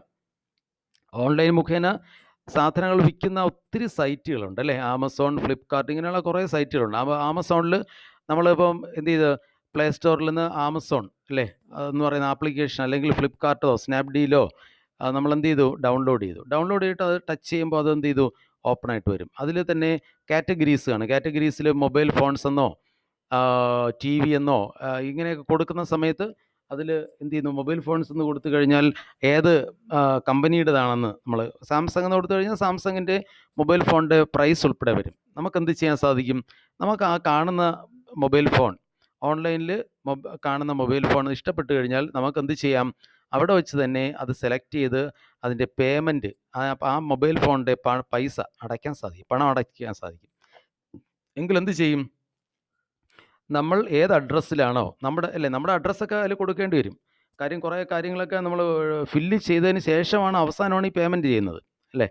അപ്പോൾ നമ്മൾ കൊടുത്തിരിക്കുന്ന അഡ്രസ്സിലോട്ട് അവരെന്ത് ചെയ്യും, സാധനം അവരെന്ത് ചെയ്യും, എത്തിച്ചു തരും. അപ്പോൾ ഇത് ഇ കോമേഴ്സാണ്. ഓൺലൈനിലൂടെയാണ് നമ്മൾ എന്ത് ചെയ്യുന്നത്, സാധനം വാങ്ങിക്കുന്നത് അല്ലെങ്കിൽ വിൽക്കുന്നത്. Okay, e commerce is a part of e business. E business is a wider term than e commerce. E business എന്ന് പറഞ്ഞാൽ ഇ കോമേഴ്സിനേക്കാളും ഒരു വിശാലമായ ഒരു വാക്കാണ്. E business include not only buying and selling of goods and services. ഈ ബിസിനസ്സിൽ സാധനങ്ങളുടെ സേവനങ്ങളുടെയും വാങ്ങലുകളും ഇൻ്റർനെറ്റ് മുഖേനയുള്ള വാങ്ങലുകളും വിൽക്കലുകളും മാത്രമല്ല വരുന്നത് അല്ലേ. ഇൻ്റർനെറ്റ് മുഖേന സാധനങ്ങളുടെ വാങ്ങലുകളും വിൽക്കലുകളും മാത്രം വരുന്നത് ഇ കോമേഴ്സാണ്. പക്ഷേ ഈ ബിസിനസ്സിൽ ഈ കാര്യം മാത്രമല്ല, ഇതും വരുന്നുണ്ട്, പക്ഷേ അത് മാത്രമല്ല. പിന്നെ എന്തൊക്കെ വരും, but also all internet based transaction. Internet base ചെയ്തിട്ടുള്ള എല്ലാ ഇടപാടുകളും എന്ന് വെച്ചാൽ വിവരങ്ങൾ കൈമാറുക, കസ്റ്റമർ മാനേജ്മെൻറ്റുമായിട്ടുള്ള ഇടപാട്, കൊളാബറേറ്റീവ്, മറ്റ് സ്ഥാപനങ്ങളുമായിട്ട് ഒരുമിച്ച് ചേർന്ന് പ്രോഡക്റ്റ് ഡിസൈൻ. അപ്പോൾ ഓൺലൈൻ മുഖേന കച്ചവടവുമായി ബന്ധപ്പെട്ട് നടത്തുന്ന എല്ലാ കാര്യങ്ങളും ഈ ബിസിനസ്സിൽ വരും. പക്ഷേ ഈ കോമേഴ്സ് എന്ന് വെച്ച് കഴിഞ്ഞാൽ അതൊരു നാരോ ടേമാണ്, ഒരു ചെറിയ ടേമാണ്. അതിൽ ഇൻ്റർനെറ്റ് മുഖേനയുള്ള സാധനങ്ങളുടെ വാങ്ങലുകളും വിൽക്കലുകളും മാത്രമേ വരുന്നുള്ളൂ. ഓക്കെ, അപ്പോൾ നിങ്ങൾക്ക് മനസ്സിലായി കാണുമെന്ന് വിശ്വസിക്കുന്നു. നന്നായിട്ട് മനസ്സിലാക്കുക. നാളത്തെ പരീക്ഷയ്ക്ക് അല്ലേ ഇതൊക്കെ നമ്മൾ ഒരിക്കൽ എഴുതിയതാണ്. ഓക്കെ, ഇനി അടുത്ത് ട്രഡീഷണൽ ബിസിനസ്സും ഈ ബിസിനസ്സും തമ്മിലുള്ള ഡിഫറൻസ് വളരെ ഇമ്പോർട്ടൻ്റ് ആയിട്ടുള്ള ഒരു ക്വസ്റ്റ്യൻ ആണ് അല്ലേ. നമ്മുടെ ട്രഡീഷണൽ ബിസിനസ് എന്ന് വെച്ചാൽ നമുക്കറിയാം എന്താണ് ട്രഡീഷണൽ ബിസിനസ് എന്ന് വെച്ച് കഴിഞ്ഞാൽ, നമ്മൾക്കിപ്പോൾ എന്തെങ്കിലും ഒരു സാധനം ആവശ്യമുണ്ടെങ്കിൽ നമ്മൾ എന്ത് ചെയ്യും, നേരിട്ട് കടയിൽ പോവും. കടയിൽ നിന്ന് നമുക്ക് ആവശ്യമുള്ള സാധനങ്ങൾ നമ്മൾ തിരഞ്ഞെടുക്കും, എന്ത് ചെയ്തു, അതിൻ്റെ പണം കൊടുക്കും, ആ സാധനം കൊണ്ട് വീട്ടിൽ പോകും. ഇത് ട്രഡീഷണൽ ബിസിനസ്. ഈ ബിസിനസ് ആണെങ്കിലോ എല്ലാം ഇൻ്റർനെറ്റിൻ്റെ സഹായത്തോടു കൂടിയാണ് എന്ത് ചെയ്യുന്നത്, ഇലക്ട്രോണിക് ഉപകരണങ്ങളുടെ ഇൻ്റർനെറ്റിൻ്റെ സഹായത്തോടു കൂടി. അപ്പോൾ ഇവ തമ്മിലുള്ള വ്യത്യാസം, ഒന്നാമത്തെ കാര്യം ഈസ് ഓഫ് ഫോർമേഷൻ, രൂപീകരിക്കുന്നതിലുള്ള എളുപ്പം. ട്രഡീഷണൽ ബിസിനസ് രൂപീകരിക്കാൻ എളുപ്പമാണോ? ഒരിക്കലും എളുപ്പമല്ല. ട്രഡീഷണൽ ബിസിനസ്സിൽ രൂപീകരിക്കണമെങ്കിൽ നമുക്കറിയാം അല്ലേ, അതിൻ്റെ രജിസ്ട്രേഷൻ വേണം, പിന്നെ കെട്ടിടങ്ങൾ ഉണ്ടാക്കണം, ജോലിക്ക് ആൾ വേണം, പിന്നെ ആൾക്കാർ സാധനം വാങ്ങിക്കാൻ വരുമ്പോൾ കൃത്യമായിട്ട് അവിടെ വിൽക്കാൻ സ്റ്റോക്ക് ഉണ്ടായിരിക്കണം, ഇതൊക്കെ വേണം. അപ്പോൾ ട്രഡീഷണൽ ബിസിനസ് മാത്രമല്ല, ഒത്തിരി മൂലധന മുടക്കും ആവശ്യമുണ്ട് അല്ലേ. അപ്പോൾ ട്രഡീഷണൽ ബിസിനസ് രൂപീകരിക്കാൻ അത്ര എളുപ്പമല്ല, ഡിഫിക്കൽട്ടാണ്, ഒത്തിരി ബുദ്ധിമുട്ടാണ് അല്ലേ. പക്ഷേ ഈ ബിസിനസ് ആണെങ്കിലോ സിമ്പിളാണ്. ഇലക്ട്രോണിക് ബിസിനസ് എന്താണ്, എളുപ്പമാണ്. ഇപ്പോൾ എനിക്ക് വേണമെങ്കിൽ തുടങ്ങാം. എന്താണ്, ഇപ്പം ഞാൻ ഒരു സാധനങ്ങൾ വിൽക്കുന്ന, ഇപ്പോൾ ആമസോൺ പോലുള്ള ഒരു ഇത് ആപ്ലിക്കേഷൻ എന്ത് ചെയ്തു, ഞാൻ ഡെവലപ്പ് ചെയ്ത് അതിൽ ഇപ്പോൾ ഞാൻ വിൽക്കുന്ന ഉൽപ്പന്നങ്ങളെയൊക്കെ ഞാൻ അറ്റാച്ച് ചെയ്ത് എന്ത് ചെയ്തു, അങ്ങ് അതിൻ്റെ പരസ്യമൊക്കെ പത്രത്തിലോ എവിടെയെങ്കിലും കൊടുത്ത് എന്ത് ചെയ്തു ഇട്ടു. അപ്പോൾ ആൾക്കാർ എന്ത് ചെയ്യുന്നു, ഞാൻ കൊടുത്ത അതിൽ കൂടെയും ആ സാധനങ്ങൾ സെർച്ച് ചെയ്യും. അപ്പോൾ എൻ്റെ ഉൽപ്പന്നങ്ങളൊക്കെ എന്ത് ചെയ്യും, അതിൽ ഡിസ്പ്ലേ ചെയ്യും. അപ്പോൾ അവർ ഓർഡർ ചെയ്യുമ്പോൾ ഞാൻ എന്ത് ചെയ്യും, എൻ്റെ വീട്ടിലുള്ള, എൻ്റെ ഇപ്പോൾ താമസിക്കുന്ന വീട്ടിലുള്ള ഒരു മുറിയായിരിക്കും സാധനങ്ങളൊക്കെ സ്റ്റോക്ക് ചെയ്ത് വയ്ക്കാനുള്ള സ്ഥലം. ഞാൻ എന്ത് ചെയ്യുന്നു, ഒരു ആവശ്യപ്പെടുന്ന സാധനം എൻ്റെ മുറിയിൽ നിന്ന് ഞാൻ എന്ത് ചെയ്തു, കറക്റ്റായിട്ട് പാക്ക് ചെയ്ത് ആവശ്യപ്പെടുന്ന ആ അഡ്രസ്സിലേക്ക് ഞാൻ എന്ത് ചെയ്തു, അയച്ചു കൊടുക്കും. അപ്പോൾ പ്രത്യേക ഓഫീസോ കെട്ടിടമോ ഇതിന് വേണമെന്നില്ല ഈ ബിസിനസ്സിന്, ഇലക്ട്രോണിക് ബിസിനസ്സിന് അല്ലേ. ഓക്കെ, രണ്ടാമത്തെ കാര്യം physical presence. Physical presence. Traditional ബിസിനസ്സിലെന്ന് വെച്ച് കഴിഞ്ഞാൽ ഒരു കട അല്ലേ, ഒരു കെട്ടിടം അല്ലെ ഒരു കട വേണം. കാര്യം അതുണ്ടെങ്കിൽ മാത്രമേ ആൾക്കാർക്ക് നേരിട്ട് അവിടെ നിന്ന് സാധനം വാങ്ങിക്കാൻ പറ്റുള്ളൂ. അപ്പോൾ അത് റിക്വയർഡ് ആണ്, ആവശ്യമാണ്. പക്ഷേ ഫിസിക്കൽ ഈ ഇലക്ട്രോണിക് ബിസിനസ്സിലാണെങ്കിലോ കട വേണമെന്നുണ്ടോ? ഇല്ല, നോട്ട് റിക്വയർഡ്. കടയൊന്നും ആവശ്യമില്ല അല്ലേ. ആവശ്യക്കാരന് സാധനം അവിടെ എത്തിച്ചു കൊടുത്താൽ മതി. അത് നമ്മളിപ്പോൾ വേറെ എവിടെന്നെങ്കിലും മറിച്ചായിരുന്നാലും സാധനം എത്തിച്ചു കൊടുത്താൽ മതി. അപ്പോൾ ഫിസിക്കൽ പ്രസൻസ് ആവശ്യമില്ല. രണ്ടാമത്തെ കാര്യം ലൊക്കേഷൻ റിക്വയർമെൻറ്റ്. ലൊക്കേഷൻ ട്രഡീഷണൽ ബിസിനസ്സിൽ എവിടെയാണ് ആ സ്ഥാപനം നിലനിൽക്കുന്നത് എന്നുള്ളത് വളരെ ഇമ്പോർട്ടൻ്റ് ആണ്. കാരണം ആൾക്കാർക്ക് എത്തിച്ചേരാൻ പറ്റുന്ന ആൾപ്പാർപ്പുള്ള സ്ഥലത്ത് കൊണ്ടുവയ്ക്കാതെ ഏതെങ്കിലും മലയുടെ മുകളിലാണ് നമ്മൾ കട കൊണ്ടുവച്ച് കഴിഞ്ഞാൽ ആരെങ്കിലും അവിടെ വാങ്ങിക്കാൻ വരുമോ? വാങ്ങിക്കാൻ വരില്ല. ആൾക്കാർക്ക് എത്തിച്ചേരാൻ പറ്റില്ല. അപ്പോൾ ട്രഡീഷണൽ ബിസിനസ്സിനെ സംബന്ധിച്ചോളം ലൊക്കേഷൻ എന്ന് പറഞ്ഞാൽ വളരെ ഇമ്പോർട്ടൻ്റ് ആണ്. പക്ഷേ ഈ ബിസിനസ്സിലാണെങ്കിലോ ലൊക്കേഷൻ ഇമ്പോർട്ടൻ്റ് അല്ല. കാരണം എന്താണ്? ഇവിടെ വാങ്ങിക്കുന്ന ആളും വിൽക്കുന്ന ആളും പരസ്പരം കാണുന്നില്ല. അതുകൊണ്ട് തന്നെ ലൊക്കേഷന് പ്രാധാന്യമില്ല. Okay, next cost of setting up. സ്ഥാപിക്കാനുള്ള ചിലവ്. ട്രഡീഷണൽ ബിസിനസ്സിൽ സ്ഥാപിക്കാനുള്ള ചിലവ് വളരെ കൂടുതലാണ്. പക്ഷേ ഈ ബിസിനസ്സിലാണെങ്കിലോ വളരെ കുറവ്. അവിടെ ഒരു ചിലവുമില്ല. ഓപ്പറേറ്റിംഗ് കോസ്റ്റ്, നടത്തിപ്പിനുള്ള ചിലവ്. നമ്മുടെ പരമ്പരാഗത ബിസിനസ്സിൽ എന്ന് വെച്ചാൽ നടത്തിക്കൊണ്ട് പോകുന്ന വാടക കൊടുക്കണം, ആൾക്കാർക്ക് ശമ്പളം കൊടുക്കണം, അങ്ങനെ ഒത്തിരി ചിലവുണ്ട് അല്ലേ. അപ്പോൾ അതിൽ ഓപ്പറേറ്റിംഗ് കോസ്റ്റ് ഹൈ ആണ്. അതേസമയത്ത് ഈ ബിസിനസ്സിൽ ഓപ്പറേറ്റിംഗ് കോസ്റ്റ് ആണെങ്കിലോ വളരെ കുറവാണ്. Next contact with suppliers and customers. സപ്ലയേഴ്സുമായിട്ടും കസ്റ്റമേഴ്സുമായിട്ടുള്ള കോൺടാക്റ്റ് അല്ലേ. ട്രഡീഷണൽ ബിസിനസ്സിൽ ഇടനിലക്കാരിലൂടെ അല്ലേ ഇൻഡയറക്റ്റ് ആയിട്ടുള്ള ഒരു കോൺടാക്റ്റ് ഉണ്ട് അല്ലേ. ഈ ഇലക്ട്രോണിക് ബിസിനസ്സിൽ എന്ന് വെച്ചാൽ ഇൻഡയറക്റ്റ് കോൺടാക്റ്റ് എന്ന് വെച്ച് കഴിഞ്ഞാൽ ട്രഡീഷണൽ ബിസിനസ്സിൽ ചെയ്യുന്നത് ഈ സാധനം എന്താണ് ആക്ച്വലായിട്ട് എൻ്റെ ഇവിടെ ഉദ്ദേശിക്കുന്നത് പ്രൊഡ്യൂസർ അല്ലേ, ഉൽപ്പാദിപ്പിക്കുന്ന ആളും ഉപയോഗിക്കുന്ന ആളും തമ്മിൽ നേരിട്ട് ബന്ധമില്ല. ഇടനിലക്കാർ മുഖേനയാണ് അവർക്ക് ബന്ധമുള്ളത്. പക്ഷേ ഈ ഇലക്ട്രോണിക് ബിസിനസ് എന്ന് പറഞ്ഞാൽ ഇവിടെ ഇടനിലക്കാരൊന്നുമില്ല. ആരാണോ സാധനം ഉണ്ടാക്കുന്നത് അല്ലെ ആരാണോ സാധനം വിൽക്കുന്ന ആളും വാങ്ങിക്കുന്ന ആളും നമ്മൾ നേരിട്ടാണ് ബന്ധം അല്ലേ ഈ ബിസിനസ്സിൽ. ഓക്കെ, നെക്സ്റ്റ് എന്ന് വെച്ചാൽ business process and length of cycle. അതിൻ്റെ എടുക്കുന്ന ലെങ്ത് ഓഫ് സൈക്കിൾ അല്ലെ, ബിസിനസ്സിൻ്റെ ഒരു പ്രോസസ്സ്, അതാണ് ഉദ്ദേശിക്കുന്നത്. ഇപ്പോൾ ട്രഡീഷണൽ ബിസിനസ്സിൽ ആദ്യം പ്രൊഡ്യൂസർ, അതിനിടയ്ക്ക് ഹോൾസെയിലർ, റീറ്റെയിലർ, അങ്ങനെ ഒത്തിരി കൈമറിഞ്ഞാണ് ഉപയോഗിക്കുന്ന ആളുടെ കയ്യിലെത്തേണ്ടത് അല്ലേ. ഓക്കെ, അപ്പോൾ അത് ലോങ് ടൈം എടുക്കും അല്ലേ. ഈ ബിസിനസ് ആണെങ്കിൽ ഷോർട്ടറാണ്. എന്ന് വെച്ച് കഴിഞ്ഞാൽ പ്രൊഡ്യൂസ് ചെയ്യുന്ന ആൾ നേരിട്ട് തന്നെ നമുക്ക് നമ്മളിപ്പോൾ ഓൺലൈൻ മുഖേന ഓർഡർ ചെയ്ത് കഴിഞ്ഞാൽ നമുക്ക് നേരിട്ട് എത്രയും പെട്ടെന്ന് സാധനം എത്തുന്നുണ്ട് അല്ലേ. നെക്സ്റ്റ് ഇൻ്റർപേഴ്സണൽ ടച്ച്, പരസ്പര വ്യക്തിബന്ധങ്ങൾ. ട്രഡീഷണൽ ബിസിനസ്സിൽ വ്യക്തിബന്ധങ്ങൾ കൂടുതലാണ് അല്ലേ. പക്ഷേ ഈ ബിസിനസ്സിൽ വ്യക്തിബന്ധങ്ങൾ ആണെങ്കിലോ ഇല്ല, കുറവാണ്. നെക്സ്റ്റ് ട്രഡീഷണൽ ബിസിനസ്സിൽ ഈസ് ഓഫ് ഗോയിങ് ഗ്ലോബൽ. എന്താണ് ഈസ് ഓഫ് ഗോയിങ് ഗ്ലോബൽ? ആഗോള തലത്തിൽ പോകാനുള്ള എളുപ്പം. ട്രഡീഷണൽ ബിസിനസ്സിൽ നമുക്കിപ്പോൾ ഒരു രാജ്യത്തിനകത്തോ ഒരു സംസ്ഥാനത്തിനകത്തോ വിൽക്കാനുള്ള സാധ്യതകൾ അവിടെ ഉള്ളൂ. പക്ഷേ ഈ ബിസിനസ്സിലാണെങ്കിലോ നമുക്ക് ലോകത്തിൻ്റെ എവിടെ നിന്നുള്ള സാധനങ്ങളും വാങ്ങിക്കുകയും ചെയ്യാം, എവിടേക്ക് വേണമെങ്കിലും സാധനം വിൽക്കുകയും ചെയ്യാം. അപ്പോൾ ഈസ് ഓഫ് ഗോയിങ് ഗ്ലോബൽ ഈ ബിസിനസ്സിൽ കൂടുതലാണ്. നെക്സ്റ്റ് എംപ്ലോയീസ്, തൊഴിലാളികൾ. ട്രഡീഷണൽ ബിസിനസ്സിലുള്ളത് സെമി സ്കിൽഡ് ഓർ അൺസ്കിൽഡ്. ഇപ്പോൾ അരി തൂക്കി കൊടുക്കാനോ പഞ്ചസാര തൂക്കി കൊടുക്കാനോ അരിച്ചാക്ക് തൂക്കി അങ്ങോട്ട് മാറ്റി വയ്ക്കും, ഇതിനൊക്കെ ഭയങ്കര സ്കില്ലുള്ള ആൾക്കാർ വേണമെന്നില്ല. പക്ഷേ ഇലക്ട്രോണിക് ബിസിനസ്സിൽ ടെക്നിക്കലി അല്ലെങ്കിൽ പ്രൊഫഷണലായിട്ട് ക്വാളിഫൈഡ് ആയിട്ടുള്ള ആൾക്കാരുണ്ടെങ്കിൽ മാത്രമേ കറക്റ്റായിട്ട് കമ്പ്യൂട്ടറൊക്കെ ഓപ്പറേറ്റ് ചെയ്യാൻ മറ്റു കാര്യങ്ങളൊക്കെ ചെയ്യാൻ പറ്റുള്ളൂ അല്ലേ. Next transaction risk. ഇവിടെ ട്രഡീഷണൽ ബിസിനസ്സിൽ റിസ്ക് കുറവാണ്. കാരണം എന്ന് വെച്ചാൽ ഇവിടെ ഫേസ് ടു ഫേസ് ആണ് എല്ലാ കാര്യങ്ങളും, അതുകൊണ്ട് റിസ്ക് വളരെ കുറവാണ്. പക്ഷേ ഈ ബിസിനസ്സിൽ ഹൈ റിസ്ക്. ഇവിടെ പേഴ്സണൽ കോൺടാക്റ്റ് ഇല്ല.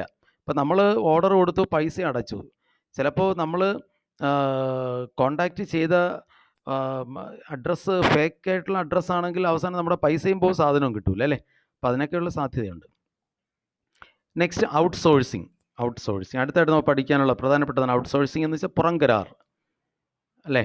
ഔട്ട്സോഴ്സിങ്, പുറംകരാർ നൽകുക എന്ന് വെച്ചാൽ പുറംകരാർ നൽകുക എന്ന് പറഞ്ഞാൽ നമുക്കറിയാം ഒരു സ്ഥാപനം അവർ ചെയ്യേണ്ട ഒരു ജോലി അവർ ചെയ്യാതെ പുറത്തുള്ള ഒരു ഏജൻസിയെ ഏൽപ്പിക്കുന്നു. എന്തിനാണ് ഏൽപ്പിക്കുന്നത്?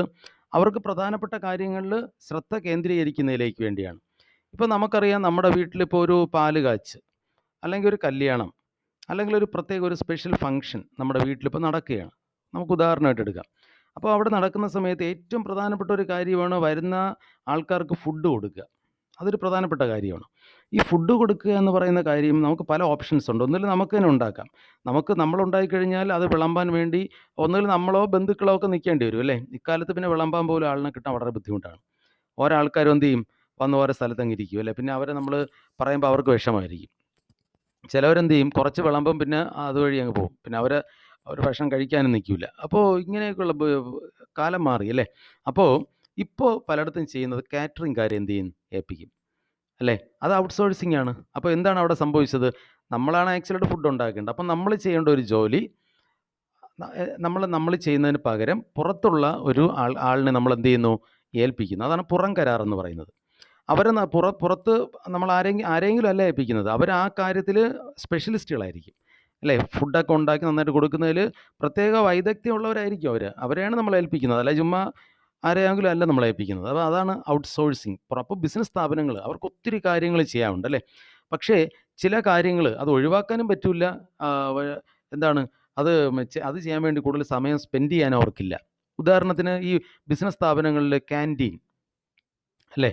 അതുപോലെ സ്കൂളുകളിൽ ക്യാൻറ്റീൻ, അല്ലെ കോളേജുകളിൽ ക്യാൻറ്റീനൊക്കെ എന്ന് പറയുന്നത് ഒഴിവാക്കാൻ പറ്റാത്ത ഒരു കാര്യമാണ്. കാര്യം ടീച്ചർമാർക്കും അതുപോലെ സ്കൂളുകളപ്പം പലയിടത്തും ക്യാൻറ്റീൻ ഇല്ല. നമ്മുടെ സ്കൂളിലൊന്നും ക്യാൻറ്റീൻ ഇല്ല. അപ്പോൾ പലയിടത്തൊക്കെ ഉണ്ട് ഈ ക്യാൻറ്റീൻ എന്ന് പറയുന്നത്. ഇപ്പം ക്യാൻറ്റീൻ ഒരു സ്കൂളിലുള്ളത് കൊണ്ട് സ്കൂളിന് ഇപ്പം ഗുണമൊന്നുമില്ല അല്ലേ?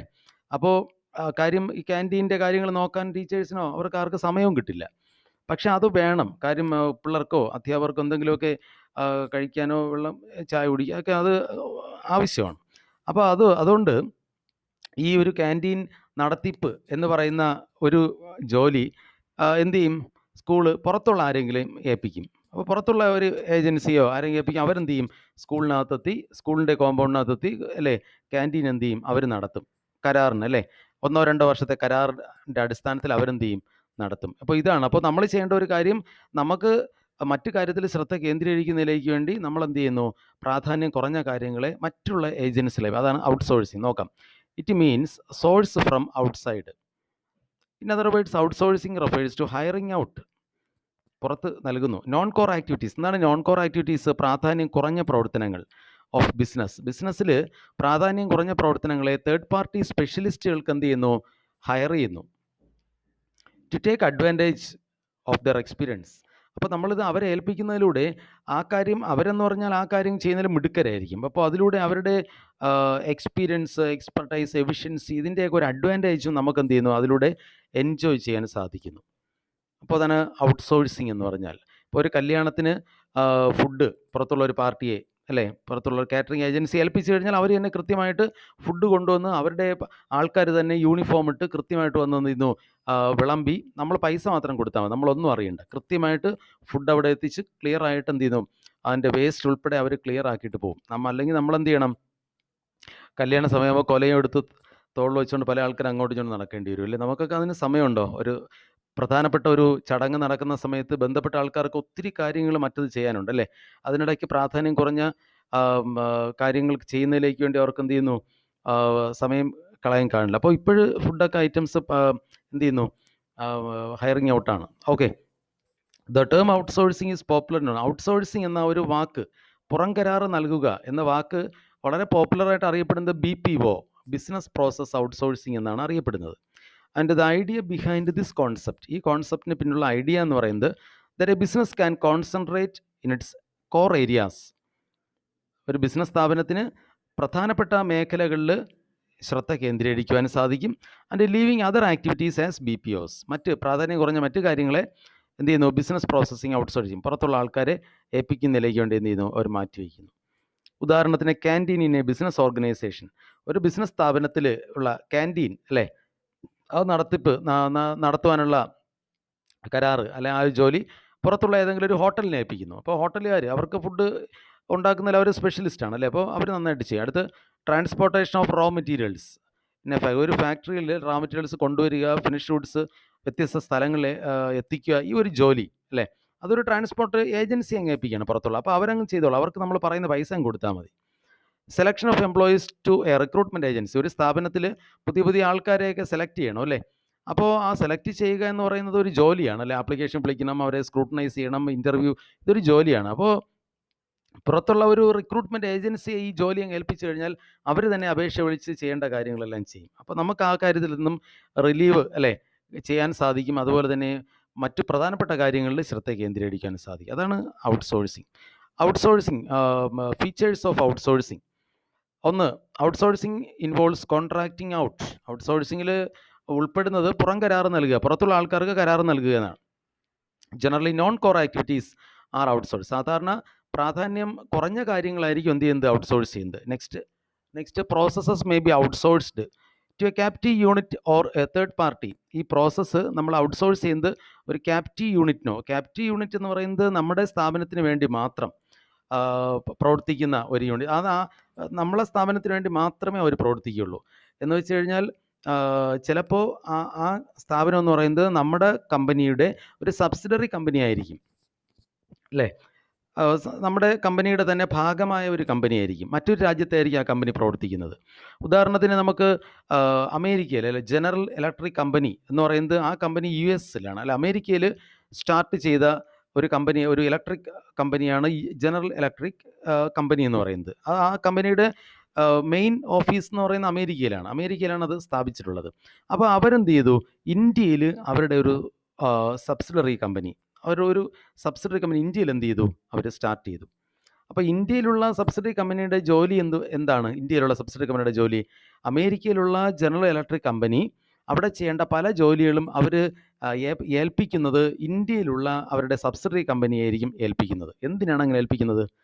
അതിൻ്റെ പ്രധാനപ്പെട്ട കാര്യം, അമേരിക്കയിലുള്ള ലേബർ കോസ്റ്റ് അല്ലേ, തൊഴിലാളികൾക്ക് കൊടുക്കുന്ന ശമ്പളമായിരുന്നാലും മറ്റ് അനുബന്ധ ചിലവായിരുന്നാലും അമേരിക്കയിൽ വളരെ കൂടുതലാണ്.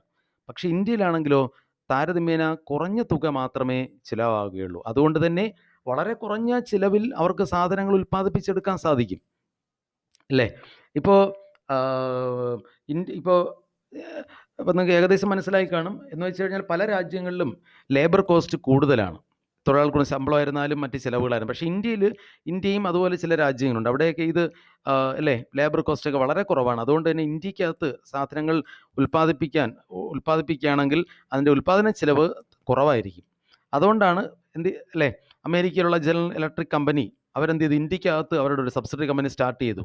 എന്നിട്ട് അവർ അവിടെ അമേരിക്കയിലുള്ള കമ്പനിയിൽ ചെയ്യേണ്ട പല കാര്യങ്ങളും അവരെന്ത് ചെയ്യും, ഇന്ത്യക്കകത്തുള്ള അവരുടെ സബ്സിഡറി കമ്പനിയെ ഏൽപ്പിക്കും. ഇതിനാണ് ക്യാപ്റ്റീവ് യൂണിറ്റ് എന്ന് പറയുന്നത്. അപ്പോൾ ക്യാപ്റ്റീവ് യൂണിറ്റ് എന്ന് പറയുന്നത് ഒരു സ്ഥാപനത്തിൻ്റെ തന്നെ എന്ത് ചെയ്തു, ഒരു സബ്സിഡറി ആയിരിക്കും.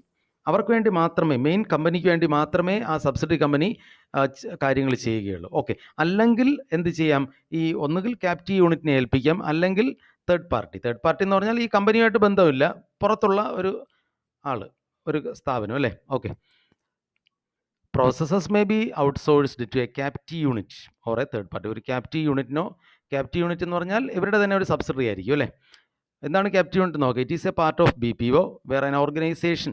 ഇത് ബിസിനസ് പ്രോസസ് ഔട്ട്സോഴ്സിങ്ങിൻ്റെ ഒരു ഭാഗമാണ്, അല്ലെ ഔട്ട്സോഴ്സിങ്ങിൻ്റെ ഒരു ഭാഗമാണ്. അവിടെ ഒരു സ്ഥാപനം, an organization will use a wholly owned subsidiary അല്ലേ. അവിടെയുള്ള അവരുടെ ഷെയറുകളെല്ലാം വാങ്ങിച്ചിരിക്കുന്നത് എന്ന് വെച്ച് കഴിഞ്ഞാൽ അവരുടെ ഷെയറുകളെല്ലാം പൂർണ്ണമായിട്ടും ഇരിക്കുന്നത് നമ്മുടെ കയ്യിലാണ്. അപ്പോൾ അവരെയാണ് നമ്മൾ എന്ത് ചെയ്യുന്നത്, ഈ ജോലി ഏൽപ്പിക്കുന്നത്. ഇൻസ്റ്റെഡ് ഓഫ് എന്തിന് പകരം, ഒരു തേർഡ് പാർട്ടി കൊടുക്കുന്നതിന് പകരം. ഇപ്പോൾ ഉദാഹരണമാണ് general electric company started their own subsidiary company in India for providing certain services to the parent കമ്പനിക്ക് വേണ്ടി ചില കാര്യങ്ങൾ ചെയ്തു കൊടുക്കുന്നതിലേക്ക് വേണ്ടിയാണ് ഇന്ത്യക്കകത്ത് കമ്പനി തുടങ്ങിയത്. Next, third party.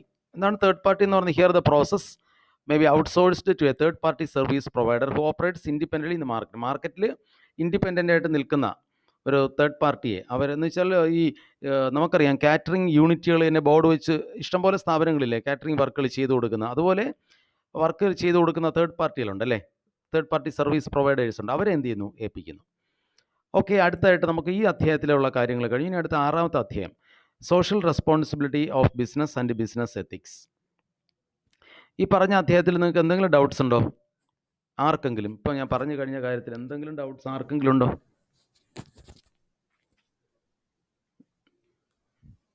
ഓക്കെ, നമുക്ക് അടുത്ത ചാപ്റ്ററിലോട്ട് പോവാം. Social responsibility of business and business ethics. ബിസിനസ്സിൻ്റെ സാമൂഹിക ഉത്തരവാദിത്വവും സാമൂഹിക സദാചാര മൂല്യങ്ങളും. ഓക്കെ. അപ്പോൾ നമുക്കറിയാം ഒരു ബിസിനസ് സ്ഥാപനം നിലനിൽക്കുന്നത് സൊസൈറ്റിയിലാണ്. ഒരു ബിസിനസ് സ്ഥാപനം യൂസ് ചെയ്യുന്നത് സൊസൈറ്റിയുടെ റിസോഴ്സസ് ആണ് അല്ലേ? അവിടെയുള്ള മെറ്റീരിയൽ, ലേബർ, വാട്ടർ, മെറ്റീരിയൽസ് അല്ലേ, എല്ലാം ഇലക്ട്രിസിറ്റി എല്ലാം ആയിരുന്നു. ഇപ്പോൾ ഒരു ബിസിനസ് സ്ഥാപനത്തിന് സൊസൈറ്റി ഇല്ലാതെ അല്ലെങ്കിൽ സൊസൈറ്റിയുടെ സപ്പോർട്ട് ഇല്ലാതെ ഒരു ബിസിനസ് സ്ഥാപനത്തിന് ഒരിക്കലും എന്ത് ചെയ്യാൻ പറ്റൂല, എക്സിസ്റ്റ് ചെയ്യാൻ പറ്റില്ല. ഒരു മിനിറ്റ്.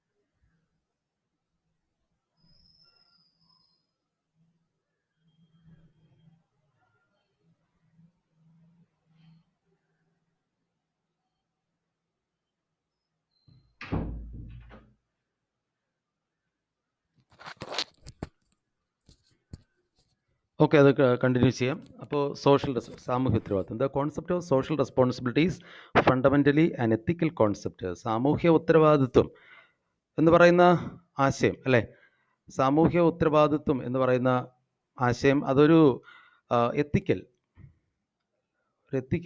ഇതാണല്ലേ. എന്താണ്? സദാചാരപരമായിട്ടുള്ള ഒരു ആശയമാണ് സോഷ്യൽ റെസ്പോൺസിബിലിറ്റി, സാമൂഹ്യ ഉത്തരവാദിത്വം. സമൂഹത്തിൽ നിലനിൽക്കുന്ന ഒരു സ്ഥാപനം എന്ന നിലയ്ക്ക്, അല്ലെങ്കിൽ സമൂഹത്തിൽ നിന്നും ഒത്തിരി കാര്യങ്ങൾ കൈപ്പറ്റുന്ന ഒരു സ്ഥാപനം എന്ന നിലയ്ക്ക് തിരിച്ച് സമൂഹത്തോട് അല്ലേ എന്തെങ്കിലും ചെയ്യാനുള്ള ഒരു ഉത്തരവാദിത്വം സ്ഥാപനത്തിന് ഉണ്ട്. Social responsibility means responsibility of the business to act in such a way which will serve the best interest of the society. സമൂഹത്തിൻ്റെ ഏറ്റവും നല്ല രീതിയിൽ അല്ലേ, സമൂഹത്തിൻ്റെ താല്പര്യങ്ങൾ ഏറ്റവും നല്ല രീതിയിൽ സെർവ് ചെയ്യുന്ന തരത്തിൽ പ്രവർത്തിക്കുക. അതാണ് സാമൂഹ്യ ഉത്തരവാദിത്വം എന്ന് പറയുന്നത്. അപ്പോൾ അതിനുള്ള ഉത്തരവാദിത്വം, സമൂഹത്തിൻ്റെ താല്പര്യങ്ങൾ ഏറ്റവും നല്ല രീതിയിൽ നിറവേറ്റുന്ന തരത്തിൽ പ്രവർത്തിക്കാനുള്ള ഉത്തരവാദിത്വം, അതാണ് സോഷ്യൽ റെസ്പോൺസിബിലിറ്റി കൊണ്ട് ഉദ്ദേശിക്കുന്നത്. Social responsibility of business refers to its obligation to take those actions. Obligation ആണല്ലേ, കടപ്പാടാണ്, ചെയ്യാനുള്ള ഒരു കടപ്പാടുണ്ടല്ലേ. to take those actions which are desirable in terms of the objectives and values of our society. നമ്മുടെ സമൂഹത്തിൻ്റെ മൂല്യങ്ങൾ, ലക്ഷ്യങ്ങൾ അല്ലേ, അപ്പോൾ അതിനൊക്കെ അനുസരിച്ച് പ്രവർത്തിക്കാനുള്ള കടപ്പാട്, അതിനാണ് സാമൂഹ്യ ഉത്തരവാദിത്വം എന്നും പറയാം. Social responsibility involves an element of voluntary action on the part of business people for the benefit of society. സാമൂഹ്യ ഉത്തരവാദിത്വം എന്ന് പറയുന്നത് അതൊരു വോളണ്ടറി ആക്ഷനാണ് അല്ലേ. അത് നമ്മളെ സ്വന്തം ഇഷ്ടപ്രകാരം, നമ്മൾ ആരുടെ നിർബന്ധപ്രകാരം ചെയ്യേണ്ട ഒരു കാര്യമല്ല. സ്വന്തം ഇഷ്ടപ്രകാരം അത് ചെയ്യാനുള്ള ഒരു കടമ നമുക്കുണ്ട്. പിന്നെ അത് ചെയ്യണമെന്നൊരു നിർബന്ധമില്ല, കടപ്പാടുണ്ട്. പക്ഷേ അത് വോളണ്ടറിയാണ്. സമൂഹത്തിന് നന്മയ്ക്ക് വേണ്ടി എന്തെങ്കിലും ചെയ്തു കഴിഞ്ഞാൽ നമുക്ക് നല്ലതായിരിക്കും. Any business which does not act in the best interest of the society can neither be tolerated or not allowed to continue. ഇനി ഒരു ബിസിനസ് സ്ഥാപനം സമൂഹത്തിൻ്റെ നന്മയ്ക്ക് വേണ്ടി ഒന്നും ചെയ്യുന്നില്ല, അല്ലെങ്കിൽ സമൂഹത്തിൻ്റെ ബെസ്റ്റ് ഇൻട്രസ്റ്റ് അല്ലേ, ഏറ്റവും നല്ല താല്പര്യത്തിന് വേണ്ടി അനുകൂലമായിട്ടൊന്നും ചെയ്തില്ലെങ്കിൽ കുഴപ്പമൊന്നുമില്ല. പക്ഷേ പ്രശ്നം എന്ന് പറഞ്ഞാൽ കൂടുതൽ കാലം അവർക്ക് എന്ത് ചെയ്യാൻ പറ്റില്ല, ഫീൽഡിൽ കണ്ടിന്യൂ ചെയ്യാൻ പറ്റണമെന്നില്ല അല്ലേ. So business must assume certain social responsibilities. അതുകൊണ്ട് ഒരു കച്ചവടം നടത്താനായിട്ട് നമ്മൾ സമൂഹത്തിൽ ഇറങ്ങിത്തിരിക്കുകയാണെങ്കിൽ നമ്മളെപ്പോഴും അറിഞ്ഞിരിക്കേണ്ട ഒരു കാര്യമെന്ന് പറയുന്നത്, നമുക്ക് ഒത്തിരി കാലം നമുക്ക് ബിസിനസ് മേഖലയിൽ പിടിച്ചു നിൽക്കണം എന്ന ആഗ്രഹം ഉണ്ടെങ്കിൽ നമ്മൾ എന്ത് ചെയ്യണം, കുറേ സാമൂഹ്യ ഉത്തരവാദിത്വങ്ങളുണ്ട്, അതെല്ലാം നിറവേറ്റാൻ പ്രത്യേകം നമ്മൾ ശ്രദ്ധിക്കണം. So, business must assume certain social responsibilities which are essential for its own survival and for the well-being of the society. Well-being എന്ന് വെച്ചാൽ ക്ഷേമം, സർവൈവൽ എന്ന് വെച്ചാൽ അതിജീവനം. അപ്പോൾ അതുകൊണ്ട് ചില ഉത്തരവാദിത്വങ്ങൾ നമ്മൾ എന്ത് ചെയ്യണം, മനസ്സിൽ കരുതിയിരിക്കണം. അവ അത്യാവശ്യമാണ് നമ്മുടെ നിലനിൽപ്പിനും സമൂഹത്തിൻ്റെ നന്മയ്ക്കും വേണ്ടി, അല്ലേ? ഓക്കെ, ഇനി ആർഗ്യുമെൻറ്റ്സ് ഫോർ സോഷ്യൽ റെസ്പോൺസിബിലിറ്റി. സാമൂഹ്യ ഉത്തരവാദിത്വങ്ങൾക്ക് അനുകൂലമായിട്ട് അല്ലെങ്കിൽ സാമൂഹ്യ ഉത്തരവാദിത്വം ഒരു ബിസിനസ് സ്ഥാപനം നിറവേറ്റണം എന്ന് പറയുന്നതിന് ന്യായീകരിക്കുന്ന കാരണങ്ങൾ എന്തൊക്കെയാണ്? ആർഗ്യുമെൻറ്റ്സ് ഫോർ സോഷ്യൽ, അതിലൊന്ന് justification four existence and growth. നമുക്ക് കുറേ കാലം പിടിച്ചു നിൽക്കണം അല്ലെങ്കിൽ വളരണം എന്നൊക്കെ നമുക്ക് ആഗ്രഹം ഉണ്ടെങ്കിൽ, അല്ലെങ്കിൽ അതിനുള്ള ഒരു ന്യായീകരണമാണ് ഈ സാമൂഹ്യ ഉത്തരവാദിത്വം നിറവേറ്റണം എന്ന് പറയുന്നത്. നമുക്ക് ലാഭം ഉണ്ടാക്കണം, ഒത്തിരി കാലം പിടിച്ചു നിൽക്കണം, വളരണം, അങ്ങനെയൊക്കെ ആഗ്രഹം ഉണ്ടെങ്കിൽ തീർച്ചയായിട്ടും സാമൂഹ്യ ഉത്തരവാദിത്വം നിറവേറ്റിയാൽ മാത്രമേ നമുക്ക് കുറേ കാലം പിടിച്ചിരിക്കാൻ പറ്റുള്ളൂ. അല്ലെങ്കിൽ കൂടുതൽ കാലം പിടിച്ചിരിക്കാൻ പറ്റില്ല, അത് ഉറപ്പാണ്. Profit motive is an important justification. Business പ്രവർത്തനങ്ങൾ ഏറ്റെടുക്കുന്നതിനുള്ള ഏറ്റവും പ്രധാനപ്പെട്ട ന്യായീകരണം എന്ന് പറയുന്നത് ലാഭം ഉണ്ടാക്കുകയാണ്. It should be looked upon as an outcome of service to the people. അപ്പോൾ പക്ഷേ ഒരു കാര്യം എന്ന് പറഞ്ഞാൽ, നമ്മൾ ആൾക്കാർക്ക് ചെയ്തു കൊടുക്കുന്ന സേവനത്തിൻ്റെ ഒരു ഔട്ട്കം ആയിട്ടാണ് നമുക്ക് ലാഭവും കിട്ടുന്നത്. The prosperity and growth of business is possible only through continuous service to society. അപ്പോൾ ബിസിനസ്സിന് വളർച്ചയും അഭിവൃദ്ധിയൊക്കെ ഉണ്ടാവണമെങ്കിൽ സമൂഹത്തിന് തുടർച്ചയായിട്ട് നമ്മൾ സേവനങ്ങൾ ചെയ്താൽ മാത്രമേ നമുക്ക് ബിസിനസ് അതൊക്കെ കിട്ടുകയുള്ളൂ. Next, long interest of the firm. ദീർഘ താല്പര്യങ്ങൾ. ഒരു ബിസിനസ്സിൻ്റെ ഒരു സ്ഥാപനത്തിൻ്റെ ഇമേജ്, അല്ലേ, വളരെ കാലം ഒരു സ്ഥാപനത്തിന് നല്ലൊരു ഇമേജാണ് സമൂഹത്തിലുള്ളതെങ്കിൽ, ആൾക്കാർക്കിടയിൽ നല്ലൊരു ഇമേജാണ് ഉള്ളതെങ്കിൽ ആ സ്ഥാപനത്തിന് വളരെ കാലം ലാഭം ഉണ്ടാക്കാൻ സാധിക്കും, പിടിച്ചു നിൽക്കാൻ സാധിക്കും. Long term interest of the firm. അപ്പോൾ അങ്ങനെ ഒരു ലോങ് ടേം ഇൻട്രസ്റ്റ്, വളരെ കാലം പിടിച്ചിരിക്കണമെന്ന് നമുക്ക് ആഗ്രഹം ഉണ്ടെങ്കിൽ നമ്മൾ എന്ത് ചെയ്യണം? സാമൂഹ്യ ഉത്തരവാദിത്വം നിറവേറ്റണം. അത് അനുകൂലമായിട്ട് പറയുന്ന ഒരു കാര്യമാണ്. നിറവേറ്റണം എന്ന് പറയാനുള്ള മറ്റൊരു കാരണം long term interest of the firm. A firm's image stands to gain maximum profits in the long run when it has its highest goal as service to society. അപ്പോൾ സമൂഹത്തിന് സേവനം നൽകുക എന്നുള്ളതായിരിക്കണം ഒരു സ്ഥാപനത്തിൻ്റെ ഏറ്റവും വലിയ ലക്ഷ്യം. അതിലൂടെ നമുക്ക് എന്ത് ചെയ്യുന്നു? വളരെ കാലം പിടിച്ചിരിക്കാനും മാക്സിമം ലാഭം ഉണ്ടാക്കാനും സാധിക്കും, ഉറപ്പാണ്. The public image of any firm would also be improved when it support social goal. സമൂഹത്തിലേക്ക് ഇറങ്ങിച്ചെന്ന് സമൂഹത്തിന് വേണ്ടി ഒത്തിരി കാര്യങ്ങൾ ചെയ്യുമ്പോൾ സ്ഥാപനങ്ങളുടെ പബ്ലിക് ഇമേജും കൂടുതൽ എന്ത് ചെയ്യും? മെച്ചപ്പെടും. Next, avoidance of government regulation. നമ്മൾ സാമൂഹ്യ ഉത്തരവാദിത്വങ്ങൾ കൃത്യമായിട്ട് നിറവേറ്റുന്ന സ്ഥാപനങ്ങളാണെങ്കിൽ അങ്ങനെയുള്ള സ്ഥാപനങ്ങളുടെ മേൽ ഗവൺമെൻറ് കൂടുതൽ നിയന്ത്രണങ്ങളൊന്നും ഏർപ്പെടുത്താറില്ല, അല്ലേ? Business men can avoid the problem of government regulations by voluntarily assuming social responsibilities which helps to reduce the need for new laws. അല്ലെങ്കിൽ ഗവൺമെൻറ് അവർക്കെതിരെ പുതിയ നിയമങ്ങൾ കൊണ്ട്. Next, maintenance of society. സമൂഹത്തിൻ്റെ സംരക്ഷണം, അല്ലേ? People who feel that they are not getting their due from the business may resort to anti-social activities. അപ്പോൾ ചില ആൾക്കാർ വിചാരിക്കും, അവർ ബിസിനസ് നടത്തുമ്പോൾ നന്നായിട്ട് നടത്തിയിട്ട് അവർ വിചാരിക്കുന്ന തരത്തിലുള്ള വരുമാനം അതിൽ നിന്ന് കിട്ടിയില്ല എന്ന് പറഞ്ഞ് അവരെന്ത് ചെയ്യുന്നു? നിയമം അംഗീകരിക്കാത്ത നിയമവിരുദ്ധ പ്രവർത്തനങ്ങൾ നടത്താറുണ്ട്. This may Ham the interest of business. ഇത് ബിസിനസ്സിൻ്റെ താല്പര്യങ്ങൾ എന്ത് ചെയ്യുന്നു? മോശമായിട്ട് ബാധിക്കും. അതുകൊണ്ട് it is desirable that business enterprises should assume social. Business സ്ഥാപനങ്ങൾ എന്ത് ചെയ്യണം? സാമൂഹ്യ ഉത്തരവാദിത്വം നിറവേറ്റുന്ന, സമൂഹത്തിന് ദോഷം ഉണ്ടാക്കുന്ന ഒരു കാര്യങ്ങളും ബിസിനസ് സ്ഥാപനങ്ങൾ ചെയ്യാൻ പാടില്ല. Next, availability of resources with business. ബിസിനസ്സിന് ആവശ്യമായിട്ടുള്ള റിസോഴ്സസ് സമൂഹമാണ് നൽകുന്നത്, അതുകൊണ്ട് തിരിച്ചെന്തെങ്കിലും ചെയ്യാനുള്ള ഉത്തരവാദിത്വം ഉണ്ട്, അല്ലേ? Next, converting problems into opportunities. Business ഒത്തിരി റിസ്കി സിറ്റുവേഷൻസ് ബിസിനസ്സിൽ ഉണ്ടാവാറുണ്ട്. അതിനെയൊക്കെ നമുക്ക് പ്രോഫിറ്റബിൾ ആയിട്ടുള്ള ഇത് ആക്കി മാറ്റാൻ സാധിക്കും, അല്ലേ? ഉദാഹരണത്തിന് ഇപ്പോൾ കൊറോണയുടെ സമയം, അല്ലേ? ഇതിനെ എങ്ങനെ ബിസിനസ്സുകാർക്ക് എങ്ങനെ അതിനെ പ്രോഫിറ്റബിൾ ആക്കാം? അവർക്ക് സാനിറ്റൈസർ, മാസ്ക്, ഇങ്ങനെയുള്ള കാര്യങ്ങൾ, അല്ലേ, ഒക്കെ ഇതിൻ്റെ പ്രൊഡക്ഷൻ കൂടെ ക്യാരി ഔട്ട് ചെയ്ത് കഴിഞ്ഞാൽ അവർക്ക് ഈ ഒരു സിറ്റുവേഷൻ പ്രോഫിറ്റബിൾ ആക്കി മാറ്റാൻ സാധിക്കും. ഓക്കെ, അപ്പോൾ next, better environment four doing business നടത്താനുള്ള നല്ലൊരു എൻവയോൺമെൻറ്റ് കൂടെ ഉണ്ടായിരിക്കും. അപ്പോൾ next, holding business responsible for social problems. സാമൂഹ്യ പ്രശ്നങ്ങളൊക്കെ വരുന്ന സമയത്ത് അക്കാര്യത്തിൽ ഇടപെടുകയും അത് പരിഹരിക്കാനും, അല്ലേ, കൂടെയുള്ള ഒരു താല്പര്യം നമ്മൾ കാണിച്ചു കഴിഞ്ഞാൽ നമ്മൾ ഒത്തിരി ഗുണം ചെയ്യും. Some of the social problems have either been created or perpetuated by business enterprise themselves. Therefore, it is the moral obligation. അപ്പോൾ ഈ ബിസിനസ് ആയിട്ട് എന്തെങ്കിലും പ്രശ്നങ്ങൾ സമൂഹത്തിൽ ഉണ്ടാക്കുകയാണെങ്കിൽ തീർച്ചയായിട്ടും നമ്മൾ തന്നെ സോൾവ് ചെയ്യണം. മറ്റു തരത്തിലുള്ള പ്രശ്നങ്ങളൊക്കെ ഉണ്ടാവുകയാണെങ്കിൽ അത് നമ്മളെ കൊണ്ട് പറ്റുന്ന കോൺട്രിബ്യൂഷൻസ് അതിൽ ചെയ്യാൻ ശ്രമിക്കണം. ഓക്കെ, അപ്പോൾ ഇത്രയുമാണ് അനുകൂലമായിട്ട് പറയുന്ന കാര്യങ്ങളെന്ന് പറഞ്ഞാൽ. സാമൂഹിക ഉത്തരവാദിത്വം നിറവേറ്റണം എന്നതിന് അനുകൂലിച്ച് പറയുന്നത്. നെക്സ്റ്റ് എന്ന് പറഞ്ഞാൽ ആർഗ്യുമെൻറ്റ്സ് അഗെയിൻസ്റ്റ് സോഷ്യൽ റെസ്പോൺസ്. സാമൂഹിക ഉത്തരവാദിത്വം നിറവേറ്റണം എന്ന് പറയുമ്പോൾ അത് വേണ്ട, അതിനെതിരെ ചില ആൾക്കാരെന്ത് ചെയ്യും, പറയും. അപ്പോൾ അതിനെതിരെ പറയുന്നെങ്കിൽ എന്തൊക്കെയാണ് അതിൻ്റെ കാരണങ്ങൾ? ഒന്ന്, violation of profit maximisation objective.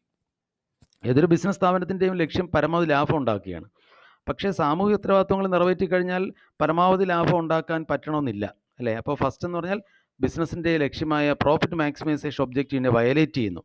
രണ്ട്, burden on consumers.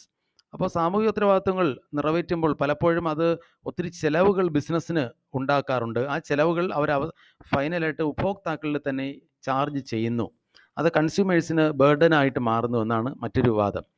Next, lack of social skills. Business സ്ഥാപനങ്ങൾക്ക് ഒരിക്കലും സാമൂഹ്യ പ്രശ്നങ്ങൾ ഇടപെടാനോ പരിഹരിക്കാനുള്ള കഴിവുകൾ കൂടുതലായിട്ട് ഉള്ളവരല്ല.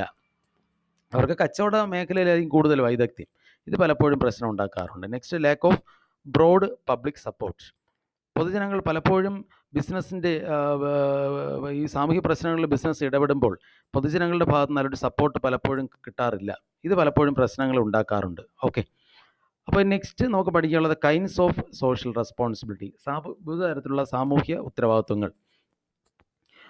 4 തരത്തിലുള്ള സാമൂഹ്യ ഉത്തരവാദിത്വങ്ങൾ: എക്കണോമിക്, ലീഗൽ, എത്തിക്കൽ, ഡിസ്ക്രിഷണറി. വളരെ ഇമ്പോർട്ടൻ്റ് ആണ്. എക്കണോമിക് എന്ന് വെച്ചാൽ സാമ്പത്തിക. അപ്പോൾ സാമൂഹ്യ ഉത്തരവാദിത്വങ്ങളുടെ വിവിധ തരത്തിലുള്ള സാമൂഹ്യ ഉത്തരവാദിത്വം. ഒന്ന്, സമൂഹത്തോടുള്ള സാമ്പത്തിക ഉത്തരവാദിത്വം, എക്കണോമിക് റെസ്പോൺസ്. ബിസിനസ് എൻ്റർപ്രൈസ്, ഒരു ബിസിനസ് സ്ഥാപനം എന്ന് പറയുന്നത് അടിസ്ഥാനപരമായിട്ട് ഒരു എക്കണോമിക് എൻറ്റിറ്റിയാണ്, അല്ലേ? സാമ്പത്തികപരമായിട്ടുള്ള ഒരു കാര്യം നേടാൻ വേണ്ടി നിലനിൽക്കുന്ന ഒരു സ്ഥാപനമാണ്. And therefore it's primary social responsibility is economic. അതുകൊണ്ട് തന്നെ അവരുടെ പ്രാഥമികമായിട്ടുള്ള സാമൂഹ്യ ഉത്തരവാദിത്വം എന്ന് പറയുന്നത് എക്കണോമിക്കാണ്, സാമ്പത്തികപരമാണ്. അതായത് produce goods and services that socially wants and cell dum at A profit. സമൂഹം ആഗ്രഹിക്കുന്ന തരത്തിൽ നല്ല സാധനങ്ങൾ ഉൽപ്പാദിപ്പിക്കുകയും വിൽക്കുകയും ചെയ്യുക, എന്നിട്ട് ലാഭം ഉണ്ടാക്കുക. അതാണ് ഉദ്ദേശിക്കുന്നത്. നെക്സ്റ്റ്, ലീഗൽ റെസ്പോൺസിബിലിറ്റി, നിയമപരമായിട്ടുള്ള ഉത്തരവാദിത്വം. എല്ലാ ബിസിനസ് സ്ഥാപനങ്ങളും അത് എക്സിസ്റ്റ് ചെയ്യുന്ന സൊസൈറ്റിയിൽ നിലനിൽക്കുന്ന ലോസ്, നിയമങ്ങൾ അനുസരിച്ച് പ്രവർത്തിക്കാൻ ബാധ്യസ്ഥരാണ്. ഒരു business has a responsibility to operate within the laws of the land. Next, ethical responsibility, സദാചാരപരമായിട്ടുള്ള ഉത്തരവാദിത്വം. This includes the behavior of the firm that is expected by society and not codified in law. നിയമത്തിൽ അനുശാസിക്കാത്തതും പക്ഷേ സമൂഹം പ്രതീക്ഷിക്കുന്ന ഒരു പെരുമാറ്റ രീതിയുണ്ട്, അല്ലേ? ബിസിനസ് സ്ഥാപനങ്ങളിൽ നിന്ന് സമൂഹം പ്രതീക്ഷിക്കുന്ന ഒരു പെരുമാറ്റ രീതിയുണ്ട്, അല്ലേ? അതാണ് എത്തിക്കൽ. അപ്പോൾ അതിനനുസരിച്ച് പ്രവർത്തിക്കുക. ഉദാഹരണത്തിന്, ആൾക്കാരുടെ മതപരമായിട്ടുള്ള വികാരങ്ങളെ വ്രണപ്പെടുത്താത്ത തരത്തിൽ പരസ്യങ്ങൾ കൊടുക്കുക, സാധനങ്ങൾ ഉൽപ്പാദിപ്പിച്ച് വിതരണം ചെയ്യുക, അല്ലേ? പണ്ട് ഇത് ഒരിക്കൽ ഒരു സിഗരറ്റിൻ്റെ പരസ്യത്തിൽ വന്നപ്പോൾ ഒരു ദൈവം ഇങ്ങനെ സിഗരറ്റ് വലിക്കുന്ന ഒരു പരസ്യം ഭയങ്കര വിവാദമായതാണ്, അല്ലേ? അതിൽ ബൈക്കിൻ്റെ പരസ്യത്തിലും ഒരു ദൈവം ഇങ്ങനെ ബൈക്ക് ഓട്ടിക്കുന്നിട്ടൊരു പരസ്യം. ഇപ്പോഴൊന്നും അല്ല, ഒത്തിരി കാലത്തിന് മുമ്പാണ്. അപ്പോൾ അതൊക്കെ ഒത്തിരി വിവാദം ഉണ്ടാക്കിയതാണ്. മാത്രമല്ല ആ കമ്പനിയോട് തന്നെ ആൾക്കാർക്ക് വെറുപ്പുണ്ടാകാൻ ഇത് കാരണമാകും. അപ്പോൾ അതൊക്കെ വളരെ പ്രധാനപ്പെട്ട കാര്യമാണ്. എത്തിക്കൽ റെസ്പോൺസിബിലിറ്റി. ഡിസ്ക്രിഷണറി റെസ്പോൺസിബിലിറ്റി എന്ന് വെച്ചാൽ ഒരു നിർബന്ധവുമില്ല എന്ന് വെച്ചാൽ, പക്ഷേ അത് ചെയ്തു കഴിഞ്ഞാൽ നല്ലതാണെന്ന് വെച്ചാൽ, പ്രകൃതി ദുരന്തങ്ങളോ വെള്ളപ്പൊക്കമോ ഇതൊക്കെ വന്നു കഴിയുമ്പോൾ എന്തെങ്കിലും സമൂഹത്തെ സഹായിക്കുക, ആ ഒരു ഉത്തരവാദിത്വം, അത് ഡിസ്ക്രിഷണറിയാണ്. Purely voluntary ഒബ്ലിഗേഷനാണ്. പൂർണ്ണമായിട്ടും സ്വമേധയായിട്ടുള്ള ഒരു കടപ്പാടാണ്, നിർബന്ധമൊന്നുമില്ല. ഉദാഹരണത്തിന് വെള്ളപ്പൊക്കവും ഭൂകമ്പവും മറ്റ് പ്രശ്നങ്ങളൊക്കെ ഉണ്ടാകുന്ന സമയത്ത് ആൾക്കാരെ സഹായിക്കാൻ വേണ്ടി കമ്പനികൾ മുന്നോട്ട് വരിക, അത് അവരുടെ സ്വന്തം ഇഷ്ടമാണ്, വന്നില്ലെങ്കിലും കുഴപ്പമൊന്നുമില്ല. ഓക്കെ, നെക്സ്റ്റ് എന്ന് പറഞ്ഞാൽ social responsibility of business towards different interested groups. ഇതും പ്രധാനപ്പെട്ടതാണ്. വിവിധ തൽപര കക്ഷികളോടുള്ള സാമൂഹ്യ ഉത്തരവാദിത്വം. പ്രധാനമായിട്ടും ഒരു ബിസിനസ്സിനെ സംബന്ധിച്ചോളം അവരുടെ ഡിഫറെൻറ്റ് ഇൻട്രസ്റ്റ് ഗ്രൂപ്പ്സ് എന്ന് പറയുന്നത് ഷെയർ ഹോൾഡേഴ്സ് അല്ലെങ്കിൽ owners, workers, consumers, government and community. ആരാണ് ഷെയർ ഹോൾഡേഴ്സ് എന്ന് വെച്ച് കഴിഞ്ഞാൽ ഒരു ബിസിനസ് സ്ഥാപനത്തെ സംബന്ധിച്ചോളം ഷെയർ ഹോൾഡേഴ്സാണ് ഓണേഴ്സ് എന്നറിയപ്പെടുന്നത്, അല്ലേ? Real owners, share holders, equity share holders are the real owners of the company. Equity share കയ്യിൽ വെച്ചിരിക്കുന്നവരാണ് കമ്പനിയുടെ റിയൽ ഓണേഴ്സ് എന്നറിയപ്പെടുന്നത്, അല്ലേ? അവരുടെ ഉത്തരവാദിത്വം എന്ന് വെച്ച് കഴിഞ്ഞാൽ എന്താണ് ഉത്തരവാദിത്വം? അവരുടെ പ്രിൻസിപ്പൽ എമൗണ്ട്, അവർ കമ്പനിക്ക് വേണ്ടി നൽകിയിട്ടുള്ള തുകയും അതിന് കൃത്യമായിട്ട് പലിശയോ അല്ലെങ്കിൽ ഡിവിഡൻഡോ കൃത്യമായിട്ട് കൊടുക്കുക. അത് തന്നെയാണ് അവരോട് കമ്പനിക്ക് ചെയ്യാൻ പറ്റുന്ന ഏറ്റവും വലിയ ഉത്തരവാദിത്വം എന്ന് പറയുന്നത്. രണ്ടാമത്തെ കാര്യം വർക്കേഴ്സ്, തൊഴിലാളികളോടുള്ള ഉത്തരവാദിത്വം എന്ന് പറഞ്ഞാൽ കൃത്യമായിട്ടുള്ള കൂലി, നല്ല വർക്കിംഗ് കണ്ടീഷൻ, പിന്നെ അവർക്കുള്ള ജനാധിപത്യത്തിനുള്ള അവകാശങ്ങളെല്ലാം അംഗീകരിക്കുക. ഇത്രയേ ഉള്ളൂ തൊഴിലാളികളോടുള്ള ഉത്തരവാദിത്വം. നെക്സ്റ്റ് ഉപഭോക്താക്കൾ. ഉപഭോക്താക്കൾക്ക് എന്താണ്? റൈറ്റ് ക്വാളിറ്റി ഓഫ് ഗുഡ്സ്, നല്ല ഗുണനിലവാരമുള്ള സാധനങ്ങൾ നൽകുക, പൂഴ്ത്തിവെക്കൽ, കരിഞ്ചന്ത, എന്താണ് തൂക്കം കുറച്ച് നൽകുക, തെറ്റായ തരത്തിലുള്ള പരസ്യങ്ങൾ, മായം കലർത്തൽ, ഇങ്ങനെയുള്ള കാര്യങ്ങളൊക്കെ ഒഴിവാക്കുക. അതുപോലെ തന്നെ വിൽപ്പനയ്ക്ക് ശേഷമുള്ള services, after sale services provide ചെയ്യുക, പുതിയ പുതിയ ഉൽപ്പന്നങ്ങളെക്കുറിച്ച് വിവരങ്ങൾ നൽകുക. ഇതൊക്കെയാണ് ഉപഭോക്താക്കൾക്ക് വേണ്ടി ചെയ്യാൻ പറ്റുന്ന ഉത്തരവാദിത്വങ്ങൾ എന്ന് പറയുന്നത്. അടുത്ത് ഗവൺമെൻറ്റിനോടും സമൂഹത്തോടുള്ള ഉത്തരവാദിത്വം. എന്തൊക്കെയാണ് ഗവൺമെൻറ്റിനോട് സമൂഹത്തോടുള്ളതെന്ന് പറഞ്ഞാൽ രാജ്യത്തിലുള്ള നിയമങ്ങൾ അംഗീകരിക്കുക, നികുതി കൃത്യമായിട്ടും സത്യസന്ധമായിട്ടും കൊടുക്കുക, ഒരു നല്ലൊരു പൗരനായിട്ട് പെരുമാറുക, സൊസൈറ്റിയിലുള്ള മൂല്യങ്ങളൊക്കെ അംഗീകരിക്കുക. അതുപോലെ തന്നെ പ്രകൃതിക്ക് ദോഷമില്ലാത്ത രീതിയിൽ പ്രകൃതിയെ സംരക്ഷിക്കുക, അൺഎത്തിക്കൽ പ്രാക്ടീസസ്, അല്ലേ, അസന്മാർഗിക പ്രവർത്തനങ്ങളൊക്കെ ഒഴിവാക്കുക, നല്ലൊരു ഇമേജ് ക്രിയേറ്റ് ചെയ്യുക.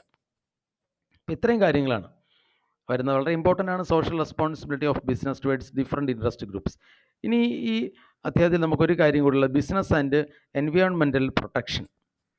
ഇതിൻ്റെ പ്രകൃതി, അല്ലെ, ബിസിനസ്സും പരിസ്ഥിതി സംരക്ഷണവും. നമുക്കറിയാം എൻവയോൺമെൻറ്റ് എന്ന് പറഞ്ഞാൽ ടോട്ടാലിറ്റി ഓഫ് മാൻ സറൗണ്ടിങ്സ്, അല്ലേ, ഒരാളുടെ ചുറ്റുപാടിൻ്റെ ആകെ തുക. ഇപ്പോൾ ഒരു എന്താണ് ഭൂമി മൊത്തം എടുത്തതിന് ശേഷം നമ്മളുടെ വീട് എന്ന ഒബ്ജക്റ്റ് മാറ്റിക്കഴിഞ്ഞാൽ, അല്ലെങ്കിൽ ഒരു ബിസിനസ് സ്ഥാപനം എന്ന് പറയുന്ന ഒരു ഒബ്ജക്റ്റ് മാറ്റിക്കഴിഞ്ഞാൽ ബാക്കി എന്താണോ അവശേഷിക്കുന്നത് അവിടെ, അതാണ് അതിൻ്റെ എൻവയോൺമെൻറ്റ് എന്ന് പറഞ്ഞാൽ. Environment includes all natural resources, land, water, air, fauna and flora and raw materials, manmade resources ആയ എന്താണ് കൾച്ചറൽ ഹെറിറ്റേജ്, നമ്മുടെ സാംസ്കാരിക പൈതൃകം, സോഷ്യോ എക്കണോമിക് ഇൻസ്റ്റിറ്റ്യൂട്ട്, സാമ്പത്തിക സ്ഥാപനങ്ങൾ, പീപ്പിൾ, ഇതെല്ലാം എൻവയോൺമെൻറ്റിൽ വരുന്നതാണ്, അല്ലേ? അപ്പോൾ എൻവയോൺമെൻറ്റിൽ മനുഷ്യൻ സൃഷ്ടിക്കുന്ന കാര്യങ്ങളും വരും, മനുഷ്യൻ സൃഷ്ടിക്കാതെ പ്രകൃതിദത്തപരമായിട്ട്, പിന്നെ ഇപ്പോൾ ലാൻഡായാലും വാട്ടറായാലും എയർ ആയിരുന്നാലും ഫോണ ആയിരുന്നാലും അല്ലേ, ഇതൊക്കെ എന്ന് വെച്ചാൽ മനുഷ്യൻ ഉണ്ടാക്കിയതാണോ, അല്ലെ തനിയെ വരുന്നതാണ്, അല്ലേ? അതുപോലെ പക്ഷേ എന്നാൽ cultural heritage, socio economic institutions, ഇതൊക്കെ മനുഷ്യൻ ഉണ്ടാക്കുന്നതാണ്, അല്ലേ? സാമ്പത്തിക സ്ഥാപനങ്ങളും ഇതൊക്കെ. Okay, some activities of industries affect the quality of environment. ഈ വ്യവസായ സ്ഥാപനങ്ങളിൽ ചില പ്രവർത്തനങ്ങൾ എൻവയോൺമെൻറ്റ് ക്വാളിറ്റി ബാധിക്കാറുണ്ട്. എന്ന് വെച്ച് കഴിഞ്ഞാൽ നമ്മൾ ഉൽപ്പാദന പ്രക്രിയ ക്യാരി ഔട്ട് ചെയ്യുമ്പോൾ ഒത്തിരി വേസ്റ്റുകളൊക്കെ നമ്മൾ പുറത്തേക്ക് തള്ളിക്കഴിഞ്ഞാൽ അത് പ്രകൃതിക്ക് ഒത്തിരി പ്രശ്നം ഉണ്ടാക്കും, അല്ലേ?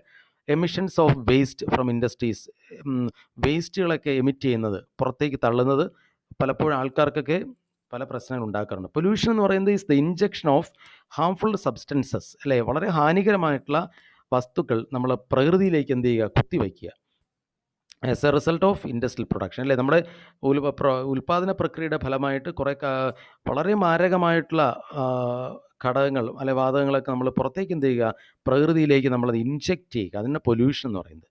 4 തരത്തിലുള്ള പൊല്യൂഷൻ ഉണ്ട്: air pollution, water pollution, land pollution and noise pollution. Air pollution നമുക്കറിയാം എന്താണ്. Air pollution is the result of a combination of factors which lowers their quality. നമ്മുടെ പ്രകൃതി, അല്ലേ, നമ്മുടെ അന്തരീക്ഷത്തിലുള്ള വായുവിൻ്റെ ഗുണനിലവാരം എന്ത് ചെയ്യുന്നു, കുറയ്ക്കാൻ ഏത് കാരണമാകുന്നു? Air pollution. ഈ നമുക്കറിയാം വണ്ടികളൊക്കെ പോകുന്നു, നമ്മൾ അന്തരീക്ഷത്തിൽ നോക്കുമ്പോൾ അവിടെ ഒന്നും കാണാനില്ല, അല്ലേ? പക്ഷേ എന്താണ് ആക്ച്വലായിട്ട് സംഭവിക്കുന്നത്? ഡൽഹിയിലൊക്കെ നമുക്കറിയാം അന്തരീക്ഷത്തിൽ നമ്മൾ നോക്കിക്കഴിഞ്ഞാൽ തന്നെ അവിടെ ഒരു മങ്ങൽ കാണാൻ സാധിക്കും. പക്ഷേ നമ്മുടെ ഇവിടെയൊന്നും ആ പ്രശ്നമില്ല. കാര്യം എന്താണ്? നമ്മുടെ ഇവിടെയൊക്കെ സംഭവിക്കുന്നുണ്ട്, പക്ഷേ എങ്കിലും അഡ്ജസ്റ്റബിൾ ആയിട്ടുള്ള ഒരു കണ്ടീഷനിലാണ് ഇപ്പോൾ കാര്യങ്ങളൊക്കെ പോകുന്നത്. ഭാവിയിൽ അതൊക്കെ മാറിയേക്കാം. അപ്പോൾ 2 ആൾക്കാർ അടുത്തടുത്ത് നിന്ന് അവർക്ക് പരസ്പരം കാണാൻ പറ്റാത്ത ഒരവസ്ഥയൊക്കെ വരാം, അല്ലേ? അപ്പോൾ എയർ ക്വാളിറ്റി എന്ത് ചെയ്യുക, കുറയ്ക്കുന്നു. അതാണ് ആക്ച്വലായിട്ട് എയർ പൊല്യൂഷൻ എന്ന് പറയുന്നത്. വാട്ടർ പൊല്യൂഷൻ, ജലമലിനീകരണം, അല്ലേ? വളരെ ഹാനികരമായിട്ടുള്ള വേസ്റ്റുകളൊക്കെ എന്ത് ചെയ്യുക, കുളത്തിലും കായലിലും ഒക്കെ എന്ത് ചെയ്യുക, കൊണ്ട് തള്ളുക. അപ്പോൾ അതിൻ്റെ ഫലമായിട്ട് ആ ജലം എന്ത് ചെയ്യുന്നു, മലിനപ്പെടുന്നു.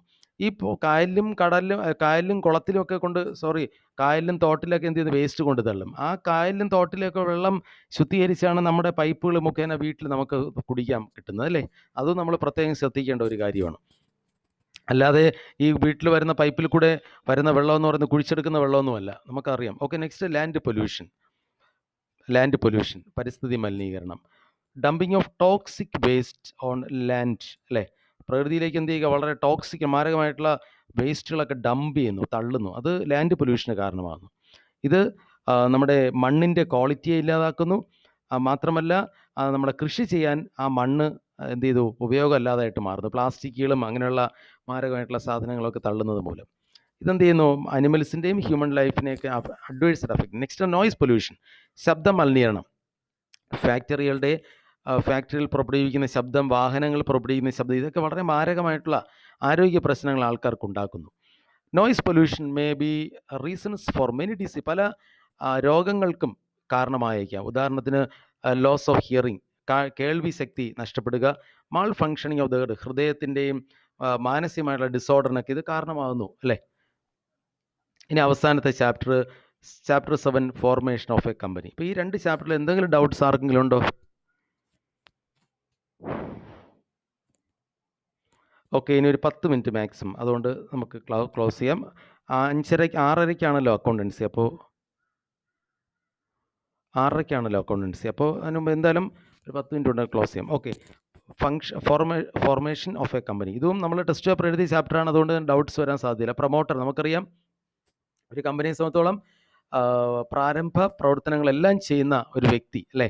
അത് രജിസ്റ്റർ ചെയ്യുന്നതിന് മുമ്പുള്ള ഒത്തിരി കാര്യങ്ങളുണ്ടല്ലേ? കമ്പനി എങ്ങനെയുള്ള ബിസിനസ് തുടങ്ങണം, എവിടെ തുടങ്ങണം, ഇങ്ങനെയുള്ള കാര്യങ്ങളെല്ലാം, ആശയങ്ങളെല്ലാം രൂപീകരിച്ച് ഇതിനൊരു പ്രായോഗിക തലത്തിൽ കൊണ്ടുവരുന്ന ഒരാളാണ് പ്രൊമോട്ടർ എന്ന് പറയുന്നത്. Promoter, the persons who perform the work of promotion and bring an enterprise into existence. Promotion വർക്കുകൾ ചെയ്യുക, ഒരു സ്ഥാപനത്തെ പ്രായോഗിക തലത്തിൽ അല്ലെങ്കിൽ നിലവിൽ കൊണ്ടുവരിക, ഇതൊക്കെ ചെയ്യുന്ന ഒരു വ്യക്തിയാണ് പ്രൊമോട്ടർ എന്ന് പറയുന്നത്.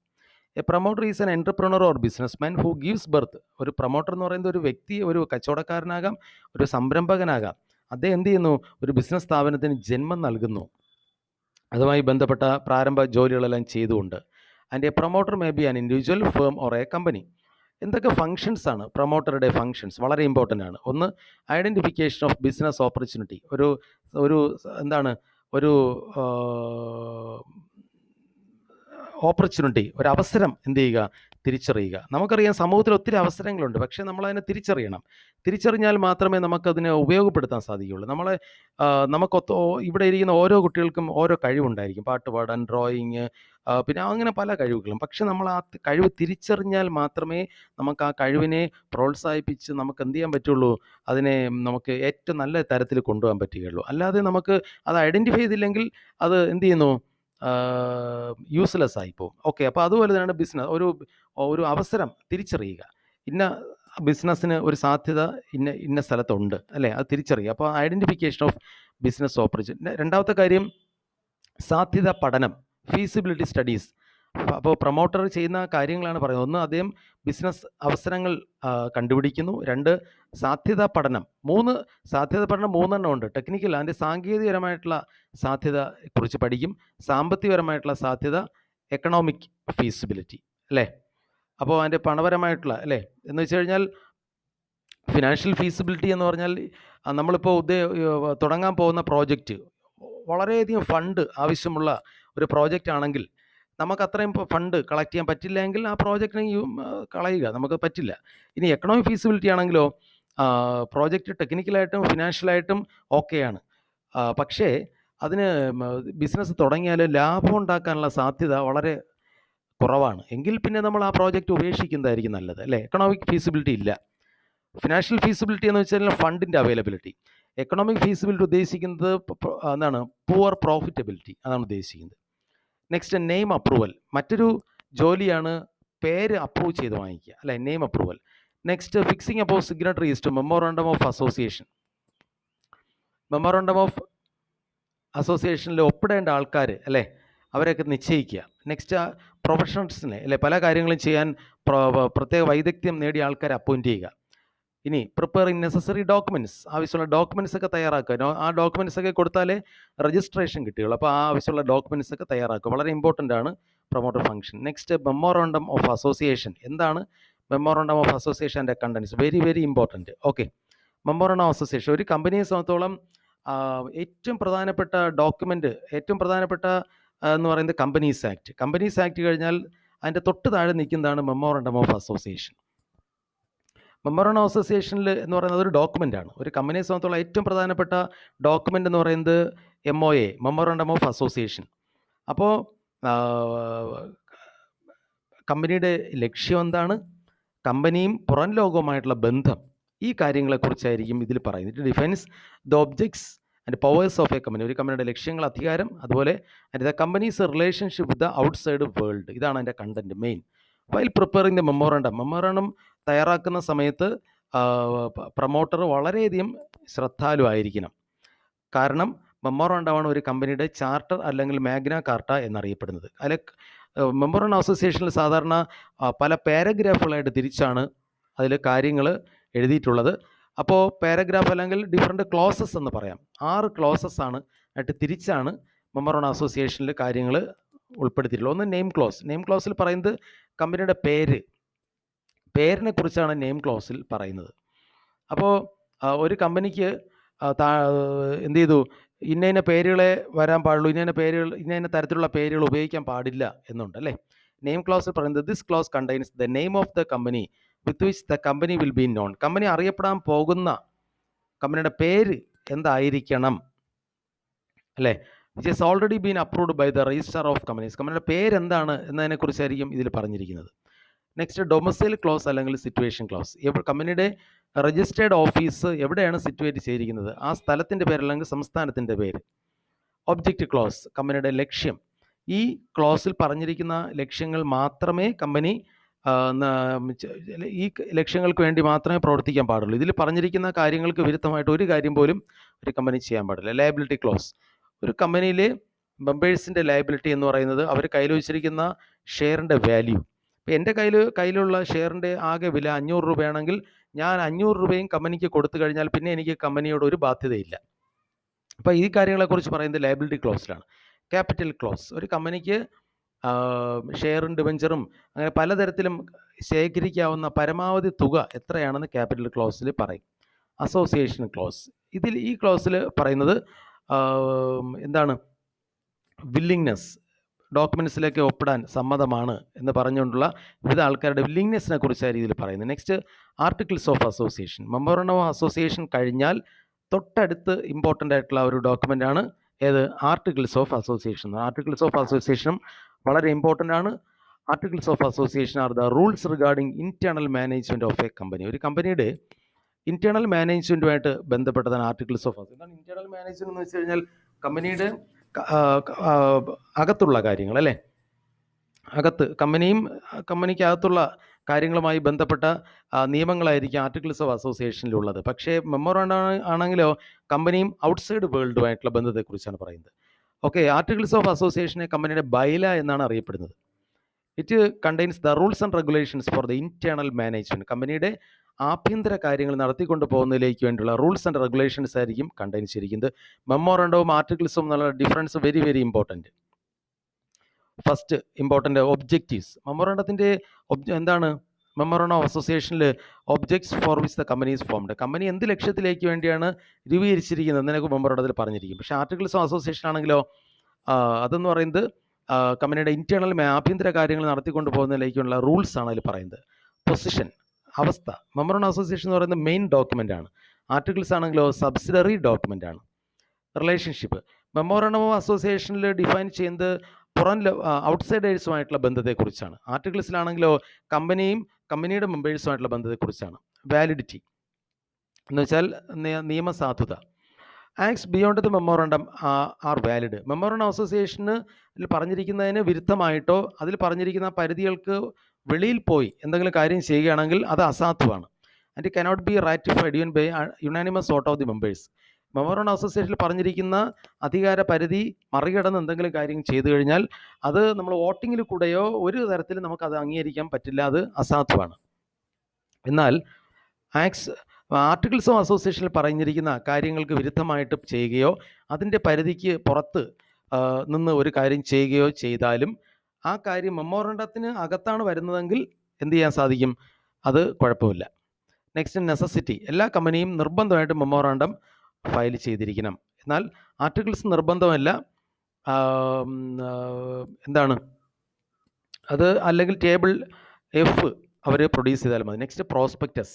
പ്രോസ്പെക്ടസ് എന്ന് വെച്ച് കഴിഞ്ഞാൽ എന്താണ്? ഒരു നോട്ടീസോ ഡോക്യുമെൻറ്റോ സർക്കുലറോ എന്ന് വെച്ചാൽ പൊതുജനങ്ങളെ നമ്മൾ ക്ഷണിച്ചുകൊണ്ട് നമ്മൾ ഷെയറുകളൊക്കെ അല്ലെങ്കിൽ ഡിബഞ്ചറുകളൊക്കെ നിങ്ങൾ വാങ്ങിക്കണം അല്ലേ എന്ന് പറഞ്ഞുകൊണ്ട് ഒരു കമ്പനി പൊതുജനങ്ങൾക്ക് ഇഷ്യൂ ചെയ്യുന്ന ഒരു നോട്ടീസോ സർക്കുലർ ഡോക്യുമെൻ്റോ ആണ് പ്രോസ്പെക്ടസ് എന്ന് പറയുന്നത്. പബ്ലിക് കമ്പനികൾക്ക് മാത്രമേ പ്രോസ്പെക്ടസ് ഇഷ്യൂ ചെയ്യാനുള്ള അധികാരമുള്ളൂ. പ്രൈവറ്റ് കമ്പനികൾക്ക് പ്രോസ്പെക്ടസ് ഇഷ്യൂ ചെയ്യാനുള്ള അധികാരമില്ല. ഇനി ഒരു പബ്ലിക് കമ്പനി അവർ ആവശ്യമായിട്ടുള്ള പണം അവർ പൊതുജനങ്ങളിൽ നിന്ന് കളക്ട് ചെയ്യാതെ പ്രൈവറ്റായിട്ട് അവർ കളക്ട് ചെയ്യാൻ പറ്റും എങ്കിൽ അവർ പ്രോസ്പെക്ടസ് ഇഷ്യൂ ചെയ്യണമെന്നില്ല. അതിന് പകരം അവരെന്ത് പ്രിപ്പയർ ചെയ്താൽ മതി? Statement in lieu of prospectus. പ്രോസ്പെക്ടസിന് പകരമുള്ള സ്റ്റേറ്റ്മെൻറ്റ് അവർ പ്രിപ്പയർ ചെയ്താലും മതി. അപ്പോൾ ഇത്രയും കാര്യങ്ങളാണ് നമുക്ക് 3 ചാപ്റ്ററിലുമായിട്ട് ഉള്ളത്. ഇപ്പോൾ statement in lieu of prospectus നമുക്കറിയാം.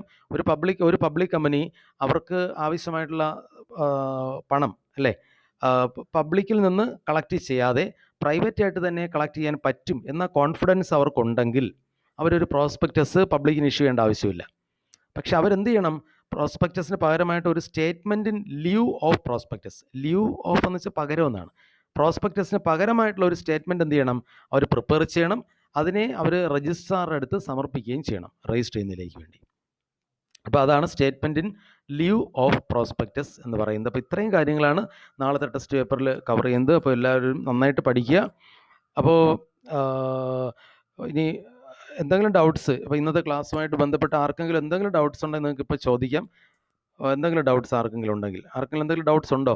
ഇന്നത്തെ ക്ലാസ്സുമായിട്ട് ബന്ധപ്പെട്ട് നിങ്ങൾക്ക് എന്തെങ്കിലും ഡൗട്ട്സ് ഉണ്ടെങ്കിൽ നിങ്ങൾക്ക് ചോദിക്കാം. അടുത്ത കാര്യം, നിങ്ങൾക്ക് അക്കൗണ്ടൻസി ക്ലാസ് തുടങ്ങാൻ ഒരു 10 മിനിറ്റ്, ഇപ്പം 6:10 അല്ലേ?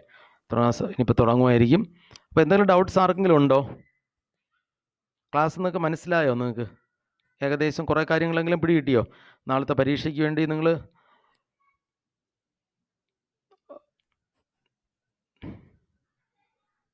ഓക്കെ. ഞാൻ ക്ലാസ് തുടങ്ങിയ സമയത്ത് നല്ല വെളിച്ചമായിരുന്നു. ഇപ്പം ഇരുട്ടി. അപ്പോൾ ഞാൻ ഇരിക്കുന്ന റൂമിൽ ഞാൻ ലൈറ്റ് ഇട്ടില്ല. അതാണ് ഇപ്പോൾ ഞാൻ ഇരുട്ടത്തിരിക്കുന്ന പോലെ തോന്നുന്നത്. അപ്പോൾ ഇനി ഓക്കെ. അപ്പോൾ നമുക്ക് ക്ലാസ് പിന്നെ വൈൻഡപ്പ് ചെയ്യാം കേട്ടോ. അപ്പോൾ നിങ്ങൾ വേറെ അത് ഡൗട്ട്സ് ഒന്നും ഇല്ലെങ്കിൽ നിങ്ങൾക്ക് ലെഫ്റ്റ് ചെയ്യാം. നാളെ ബിസിനസ് സ്റ്റഡീസ് എക്സാമാണ്. അടുത്ത ദിവസം എക്കണോമിക്സ്. അപ്പോൾ തീർച്ചയായിട്ടും കിട്ടുന്ന ഈ ഫോക്കസ് ഏരിയ മാത്രം പഠിച്ചാലും മതിയാകും. നിങ്ങൾക്ക് ഫുൾ മാർക്ക് വാങ്ങിക്കാൻ സാധിക്കും. ഫോക്കസ് ഏരിയ കവർ ചെയ്ത് തന്നെ ആയിരിക്കും നാളെ ടെസ്റ്റ് പേപ്പർ നടത്തുന്നത്. ഓക്കെ. അപ്പോൾ നിങ്ങൾക്ക് വേറെ ഡൗട്ട്സ് ഒന്നും ഇല്ലെങ്കിൽ നിങ്ങൾക്ക് എക്സിറ്റ് ചെയ്യാം, ലെഫ്റ്റ് ചെയ്യാവുന്നതാണ്. ഓക്കെ.